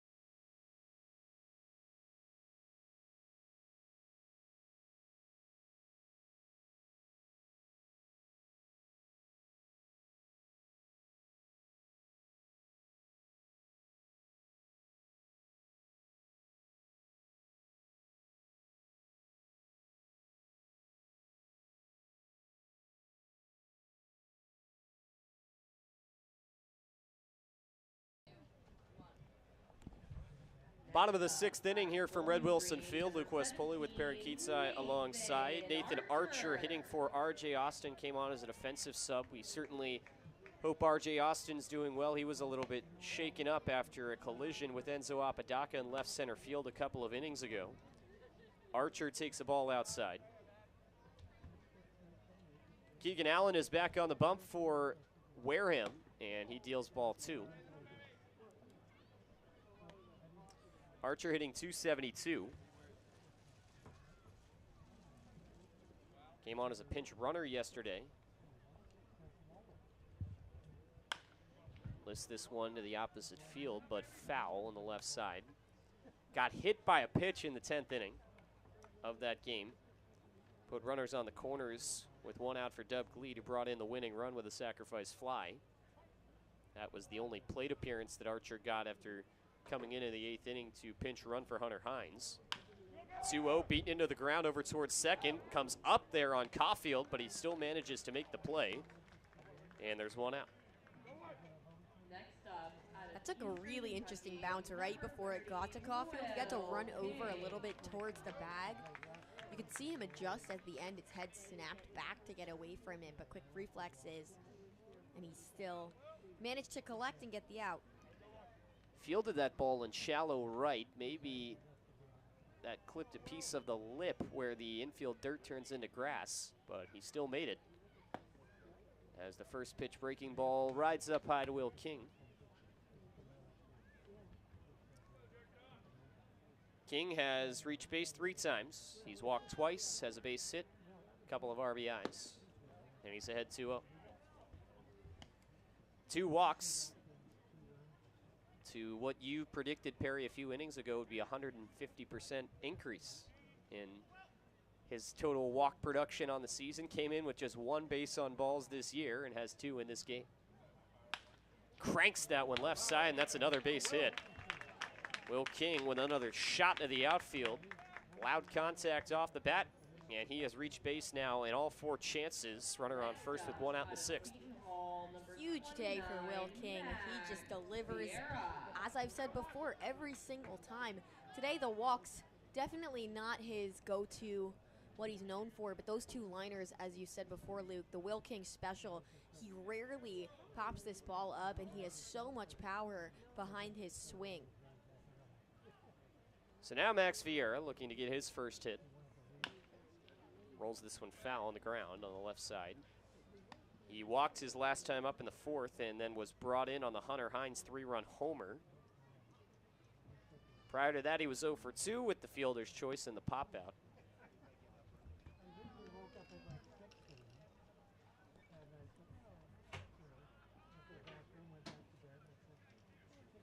Allen's 0-1, finds the outer corner for strike 2. Whitey still being out hit, 6-4, but holding a commanding lead in this game as they have since the second inning. Vieira shoots it foul. Still 0-2 to Max. That was a pure defensive swing from Vieira. That ball maybe would have been outside, but with the zone today, you just can't be sure. That last pitch that was called a strike was approximately in the same spot. So Vieira, seeing it come in, just making sure he doesn't get out on a called strike 3. 0-2 down and in. Splain caught it at an awkward angle, but managed to keep it in front of him, and it's 1-2.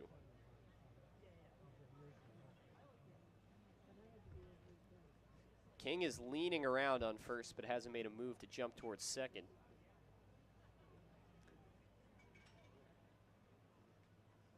He bluffs as that one yanks outside, and the count is even, 2 balls, 2 strikes.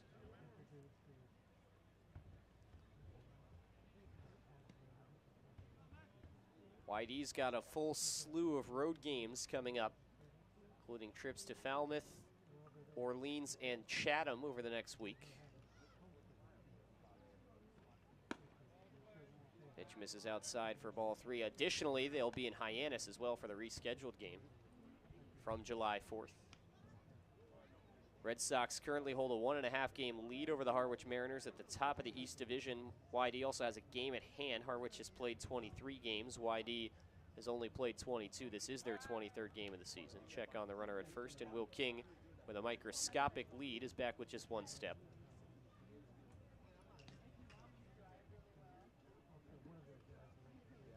Three balls and 2 strikes to Max Vieira.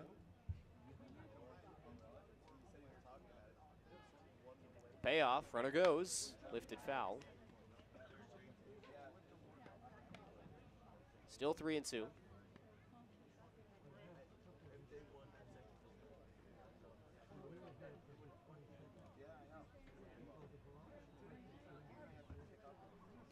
Whitey hasn't been super active on the base paths. They haven't really been given a reason to. They've been put on base a lot for free and just been moved right along up the base paths by all the free passes. Payoff, and it's just tipped foul.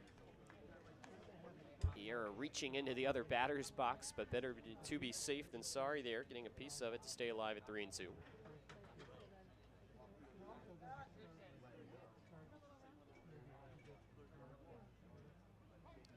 Hector Garcia continuing to throw in the Whitey bullpen.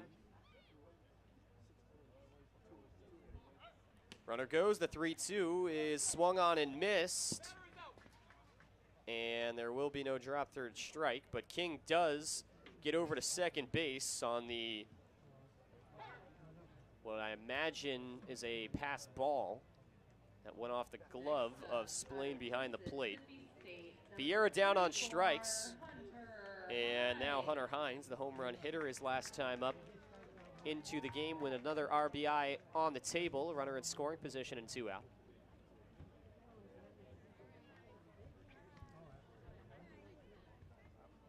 Hines is 2 for 3. His RBI total up to 30 on the season. 3-run shot back in the fourth that brought in Will King and Max Vieira.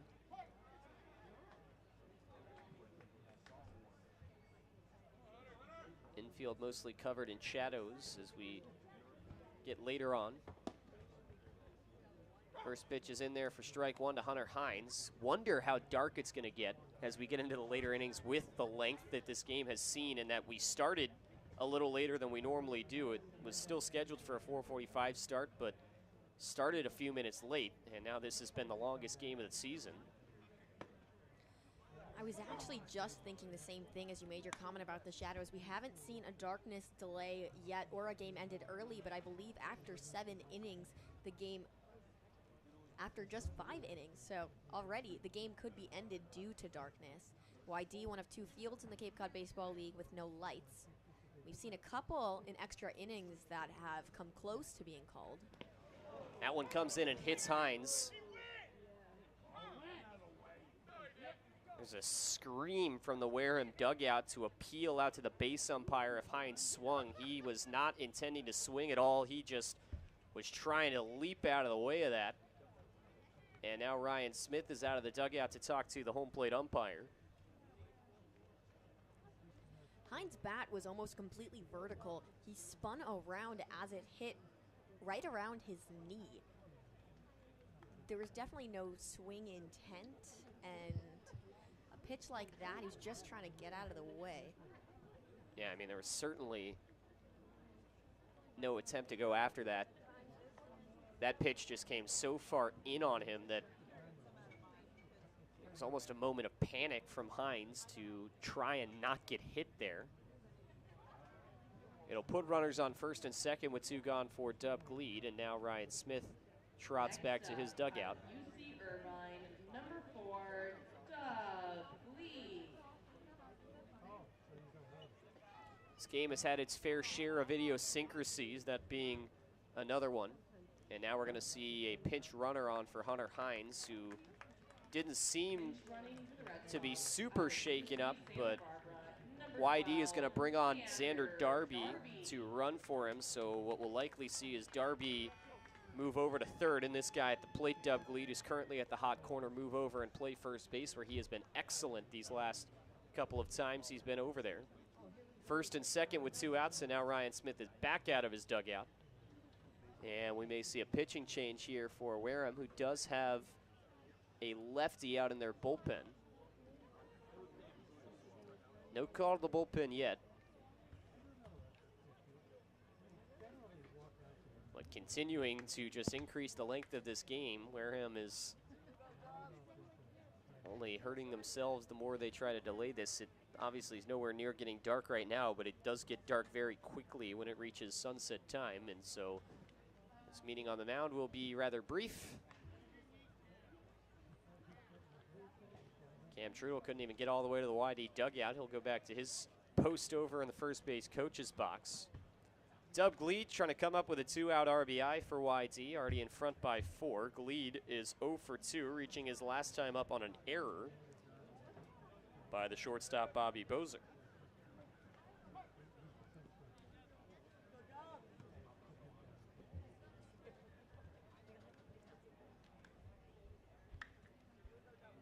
First pitch to Gleed, and he takes a strike on the lower part of the zone.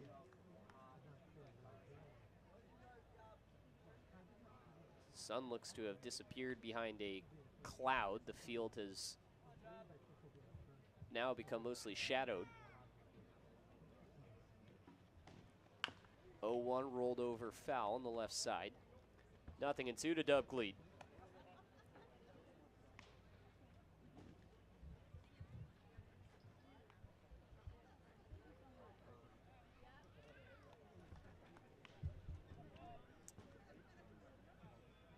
No balls, 2 strikes. First and second, 2 outs. Allen trying to get out of this, hang a second straight 0. And he does. Swing and a miss from Gleed, and that ends the inning.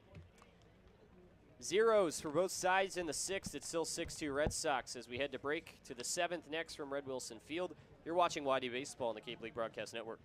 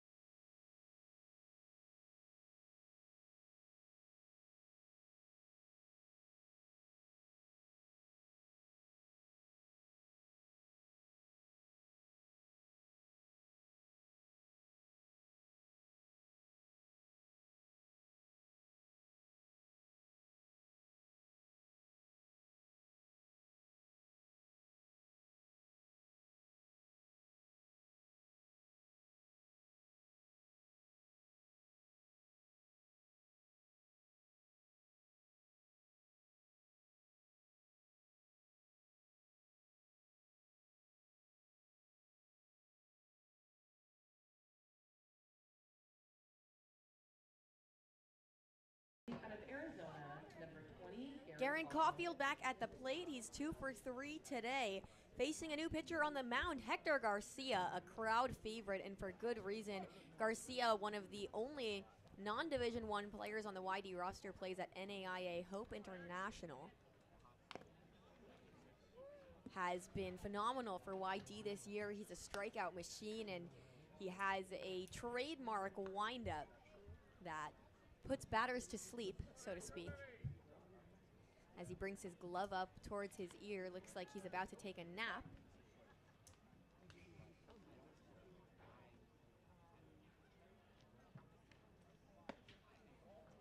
The 0-1 misses the top of the zone, counts even.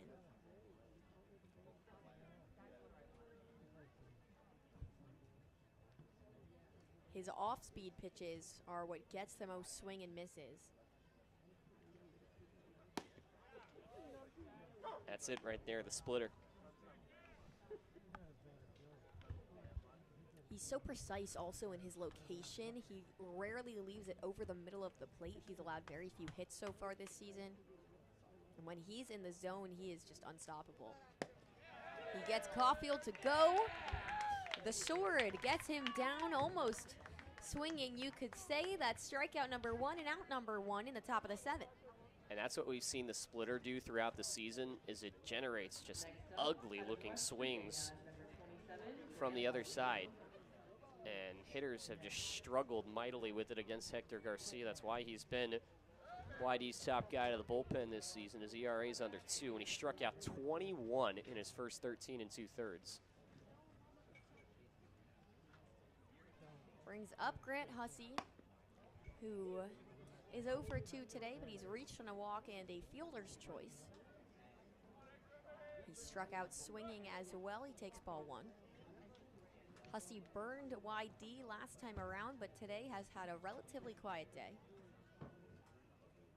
The 1-0 popped up behind the plate. King might have a play, running over, and it's behind the backstop. That made a really loud sound off. Didn't go far enough to get into the parking lot, but it made a really loud sound off the bleachers.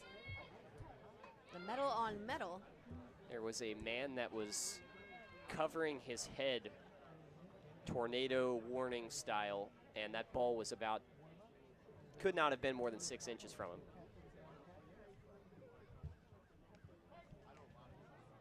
Well, YD has had a couple foul ball situations, but the 1-1 falls inside on Hussey, and it's 2-1. That was the loudest, I think, foul ball we've had of the year off the bleachers. That was, made a very large sound. Hussey takes strike 2 down the middle, shaking his head a bit. He watched that drop into the zone at the last second. The Hector Garcia special, trying to paint his second strikeout of the inning. Into the wind, and it's pushed foul towards the Wareham dugout.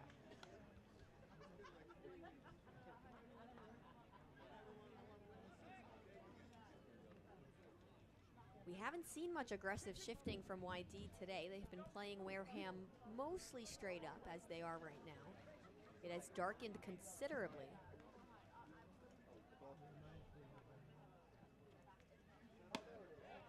Ball 3 misses on the outside, and it's a full count.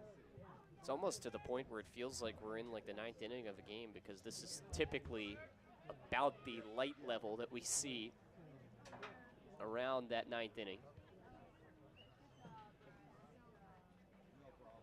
Swing and a miss, strike 3. Hussey goes down. Garcia, 2 batters, 2 strikeouts. Yeah, Luke, game time has already been 2 hours and 30 minutes. We've had games end in shorter times than that, and it's still just the top of the 7th. There are 2 outs, but I really can't see this game going through 9 innings, especially at the pace of play. I mean, you bring in Garcia, and if he can keep retiring the side, but you don't know about Wareham. YD could keep laying it on. And if there's a considerable lead especially, I think the game might be called. Garcia just attacking the zone. That's strike 1. Getting in a very heavy science-y, not baseball-related stuff at all, but I did look back to the closest we've been to a darkness delay here at YD this season. Popped up towards shallow right field into foul territory. Gleed has it. The shoestring catch, and that retires the side. 3 up, 3 down. Garcia, a fantastic first inning in relief. We finally head to the stretch. And afterwards, YD will go 6, 7, 8 when we're back on the Cape League broadcast.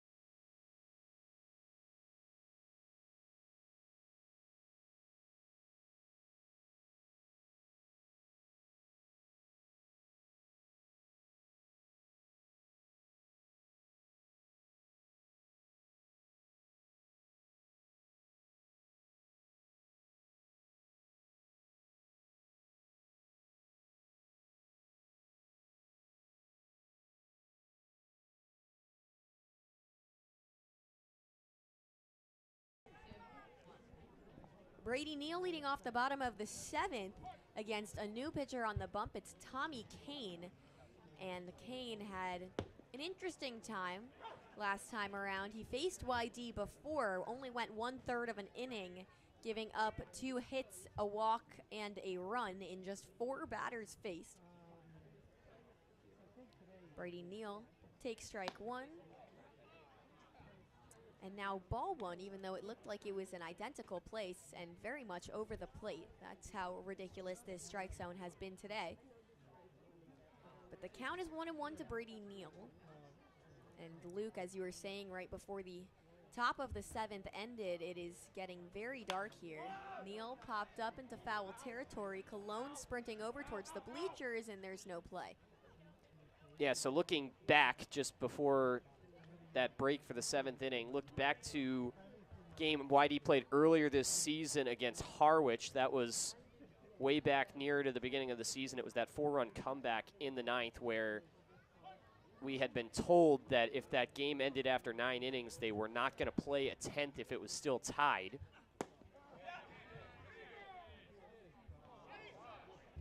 Check swing from Neal doesn't go around. That evens the count 2-2 after an appeal to our third base umpire. Back in the lefty box. It's a lefty on lefty matchup. The 2-2 at the shoulders, full count. And so that game against Harwich ended at 7:45 p.m. And the days have only gotten shorter since then, since we're after the solstice, so we probably can't play too much further than that. Ball 4 outside. Neal takes a base. especially if YD tacks onto the lead here. I have to imagine they're going to call it. And to add on to everything, as always, because you can't have a game without saying the fog is rolling in, the haze is beginning to form on this field. It was beautiful and sunny earlier, but the clouds have come in quickly. Always surprises you, comes up sooner than expecting. Neal with a small lead over at first. And the first pitch to Ryan Jackson falls inside.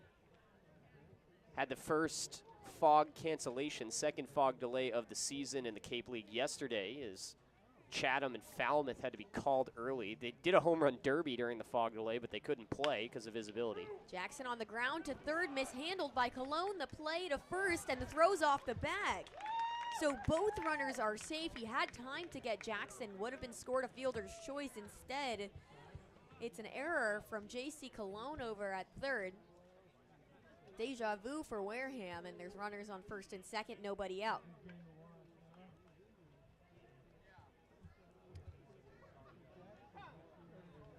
Got a pinch hitter here for YD. Pinch hitting for the Red Sox out of Point Loma. Jacob Nazarene, Christian number getting his 26, chance at the plate. Jacob Christian. Christian has struggled as of late, the righty out of Point Loma Nazarene, who just announced he's transferring to the University of San Diego.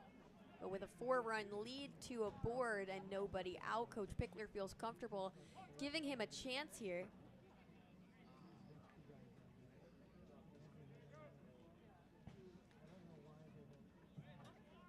Pickoff pump fake towards second base. There's absolutely nobody near Brady Neal, so Tommy Kane forced to turn back around.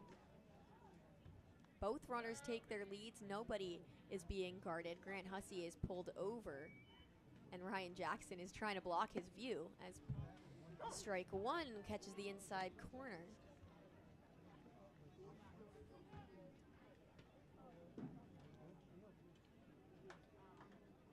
Jackson is messing around with Hussey over at first. There's nobody holding you on, and he's looking right at you when he pitches.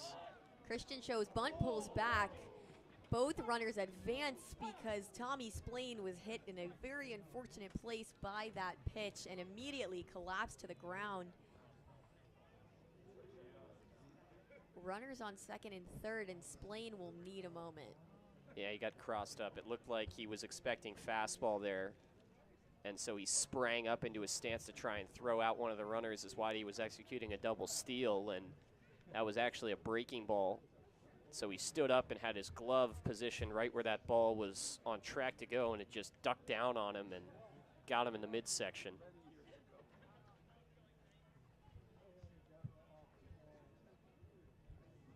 Tommy Splain still being looked after by the trainers. As similarly to his first outing against YD, things are quickly devolving for Tommy Kane. Yeah, that's just a miscommunication, but also hasn't gotten some help, as we just saw from behind him after that leadoff walk, and then the error that could have potentially been a 5-4-3 double play to clear out the bases. It's just always so tough as a pitcher when you get that ground ball you're looking for, and it almost seems tailor-made, and you don't get that help behind you defensively. Lawson Harrell out in left field was just taking some practice swings with an air bat. Looked like he was swinging for the fences. Everyone trying to find a way to entertain themselves. Josh Stevenson in center just pacing around in circles, and Nick McLean in right on one knee waiting it out.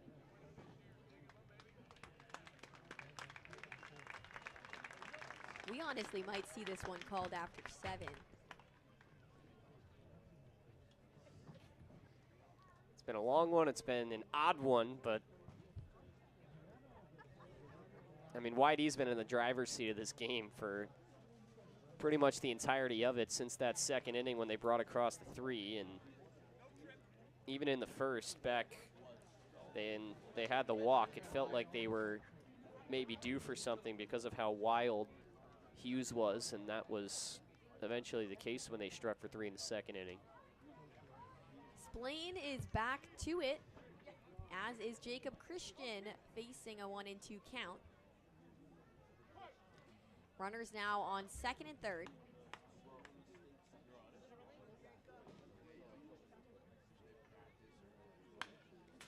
Pushed foul, and the count remains the same.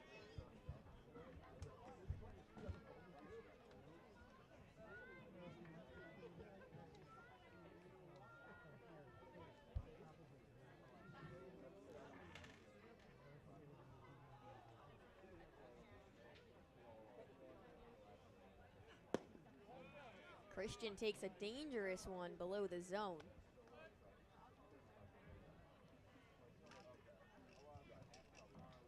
Enzo Apodaca on deck.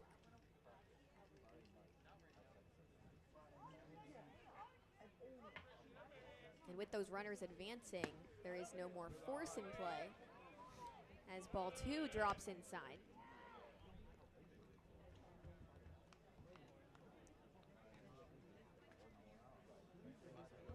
With this same sort of mist that there was in the Harwich game settling over the outfield, it feels really similar. And in that one, Coach Pickler was upset that the umpires let it go to 10. Christian swings on a ball inside, and he is down for out number 1. Brings up Apodaca in the 9 spot. I don't think Christian could have made contact with that ball, even if he knew where it was going. It was so far inside. Yeah, it was a great pitch because, yeah, like you said, it's near impossible to make contact with that pitch, and if you do, you're probably going to pop it up to the infield. So if you're in a 2-strike count, it's good because you know it's not going to generate any sort of outcome against you. Apodaca takes ball 1 low. You can literally see the fog blowing from right to left over the field right now, as it's gotten a lot thicker over the last few minutes.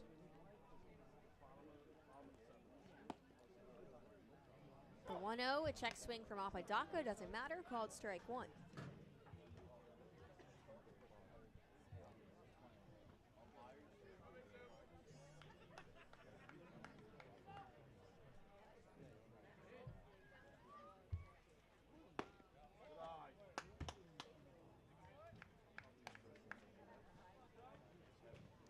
It's interesting because the flag out in left field isn't moving very much, but this fog is moving quickly across the field, so you'd think it would be generated by the wind.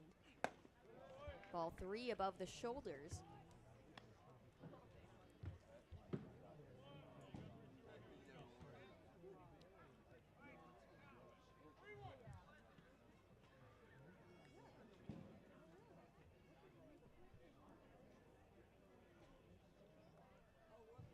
The runners take their leads, and ball 4 is outside. Bases loaded for Nathan Archer.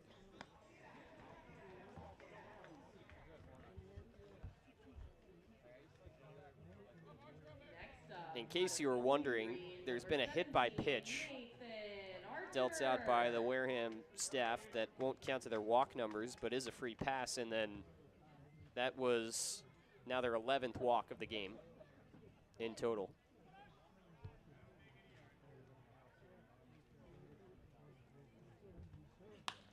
Archer pops up the first pitch into foul territory. Cologne sprinting over. It's in the bleachers. He actually overran it. It was behind his head. He tried to go for a diving grab and missed it. So Archer gets to see pitch number 2.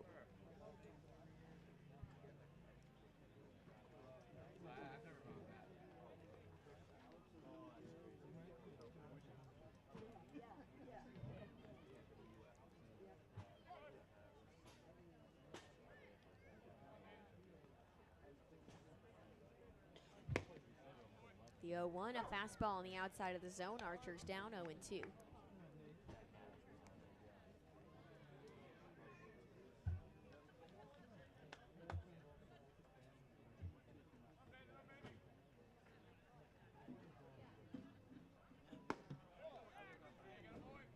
Just off the plate.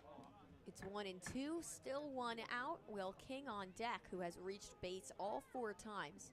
He has been at the plate today.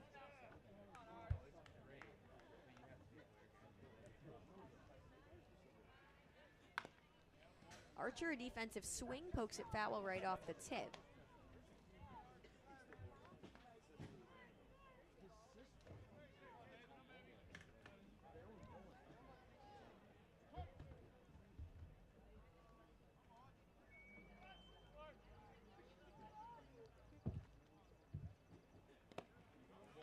Ball 2 in the dirt. Splain keeps it in front of him as it gets away, but no movement from the runners on base.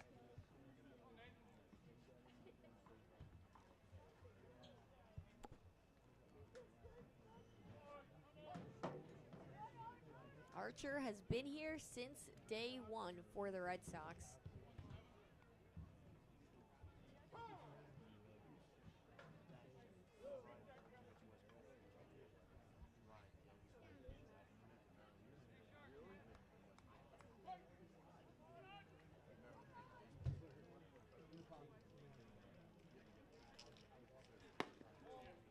The 2-2 is off the plate and the count runs full. Archer is really making Tommy Kane work for it as he's about to face the 7th pitch of this at-bat.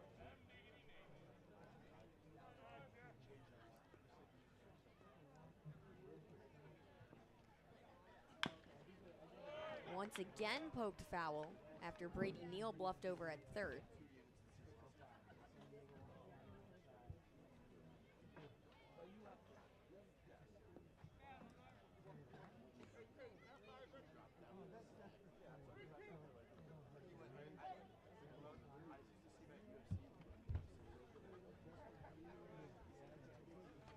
Another payoff on the way. Swings through and misses. Nathan Archer, after a long at-bat, goes down on strikes. And it's Will King with 2 outs and the bases loaded.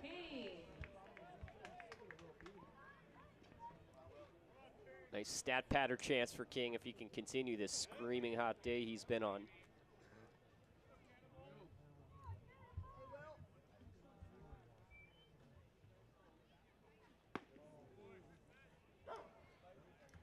Holds off on a really nice strike one curveball.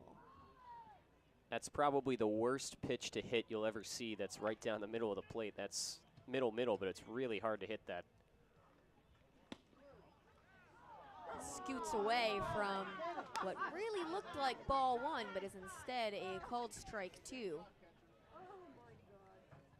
There are groans of, oh my God, and a lot of groans coming from the crowd. This officiating today has been fascinating. On the 0-2, it's poked foul, and the count remains the same.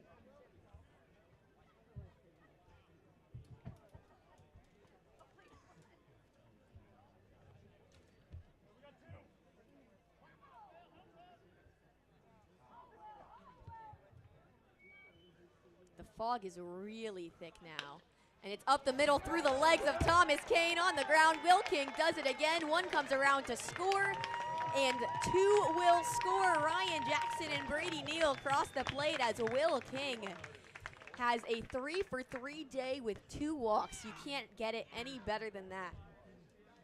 Just monstrous. I mean, we've been waiting on this guy to have any sort of bad day, any sort of cool down whatsoever, and it's just not happening. Will King has just been a hit machine every single time he's in the lineup.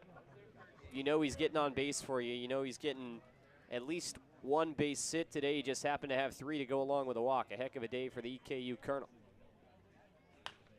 Vieira flies it foul behind the bleachers. 2 outs, bottom of the 7th, remarkably, at 7:38 p.m. Really thick fog settling over. It's really dark, and now the Red Sox lead 8-2. I can't imagine this game will go on past this next out, but we will see. As Vieira chops it up the middle over the head of Kane, and it's mishandled by Bobby Bozer. Bases loaded once again.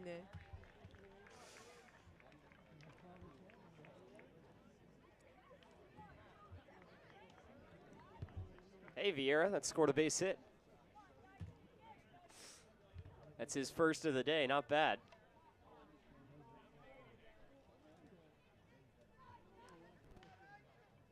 We're into stat padding time, and Scott Pickler is talking to one of his assistants right now. Time is called as we got a pinch hitter. Connor Dykstra is going to come up, but maybe discussing that sort of delay. Connor Dykstra, the Canadian catcher, has 1 home run on the season. Couple of hits, not much on top of it. Gets a chance to tack on more here with the bases loaded for the second time this inning. Will King cleared 2, but they've been replaced just as quickly, and ball 1 sails at his head. Everyone in the YD dugout is pointing at something in the outfield. Heard some people saying things about how they can't see. I don't know if that's due to fog or what, but everyone is kind of on the edge of their seats in the dugout. Dykstra on the ground towards first. The backhand mishandled by Grant Hussey. A run comes around to score. And Wareham just cannot end this inning. Yeah, sometimes things like this happen where you just cannot catch a break, and you feel for Tommy Kane, who has to wear this, but this has been a less than impressive defensive inning from the Gatemen, and things have just kind of fallen apart for them here in the bottom of the 7th.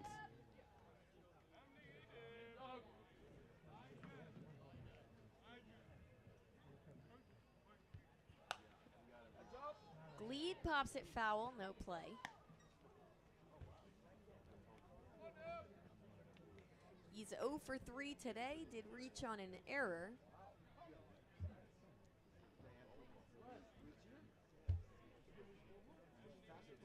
One and 0 with 2 outs, bases loaded.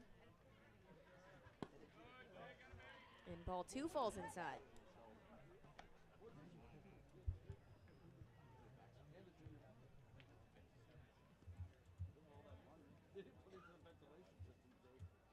Interesting league scores to report momentarily. Ball 3 inside, gets away from Splain, but luckily for the Gatemen, somehow bounces and stays right in front of the plate, so Will King does not make an attempt. So Chatham was supposed to host Kitei today, and they couldn't play because of fog. So that game has been postponed. Chatham is not able to play due to darkness for the 2nd straight time. And now we get another delay. Also good news for YD is both Orleans and Harwich are both losing in their games, as they have, those are the 2 teams behind YD in the standings. And now all the umpires going to meet up. The visibility now, don't know if you can see, but in left field is really poor. I mean, it is just covered in fog out there. Vieira's on second, chopping it up with Bobby Bozar, and Gary Caulfield has the helmet off, just chilling, hanging out. Our home plate umpires still meeting. And our first base coach, Cam Trudel, is taking off his protective gear. This might be it with 2 outs and the bases loaded, and YD would come away with the win.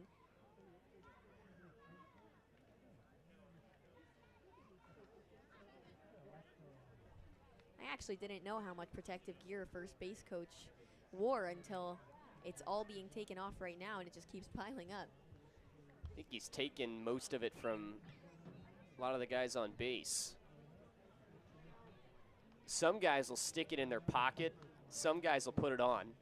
Cam looks like, I don't even know, the one-man band guy from Mary Poppins. Something with just a lot of gizmos and things all over his body. But so the Red Sox trainer, Nadia, actually came out to tape up the hand of our home plate umpire. He's now stepping back behind the plate as the fog thickens even more. I'm not sure if they can call it in the middle of an inning. I think Wareham might need this last out. Yeah, you would be able to call it an inning if you absolutely had to, but yeah, I think they'd at least give it their best effort to try and complete the inning.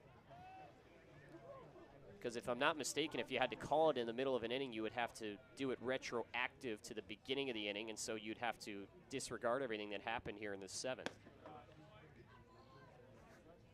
Ball 4 to Dub Gleed. Another run walked home, another free pass. The Red Sox lead 10-2, and it's the inning that will never end. I mean, as Brady Neal is back at the plate. You can't help but just laugh at this point. It's reached that territory.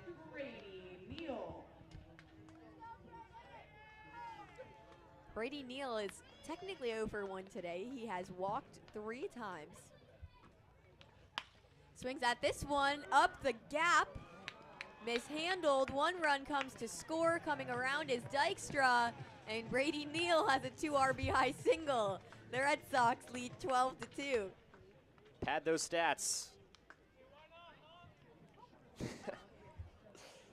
Someone yells, "Why not, huh?" from the YD dugout, and I think that's the mantra that we've reached through this 7th inning.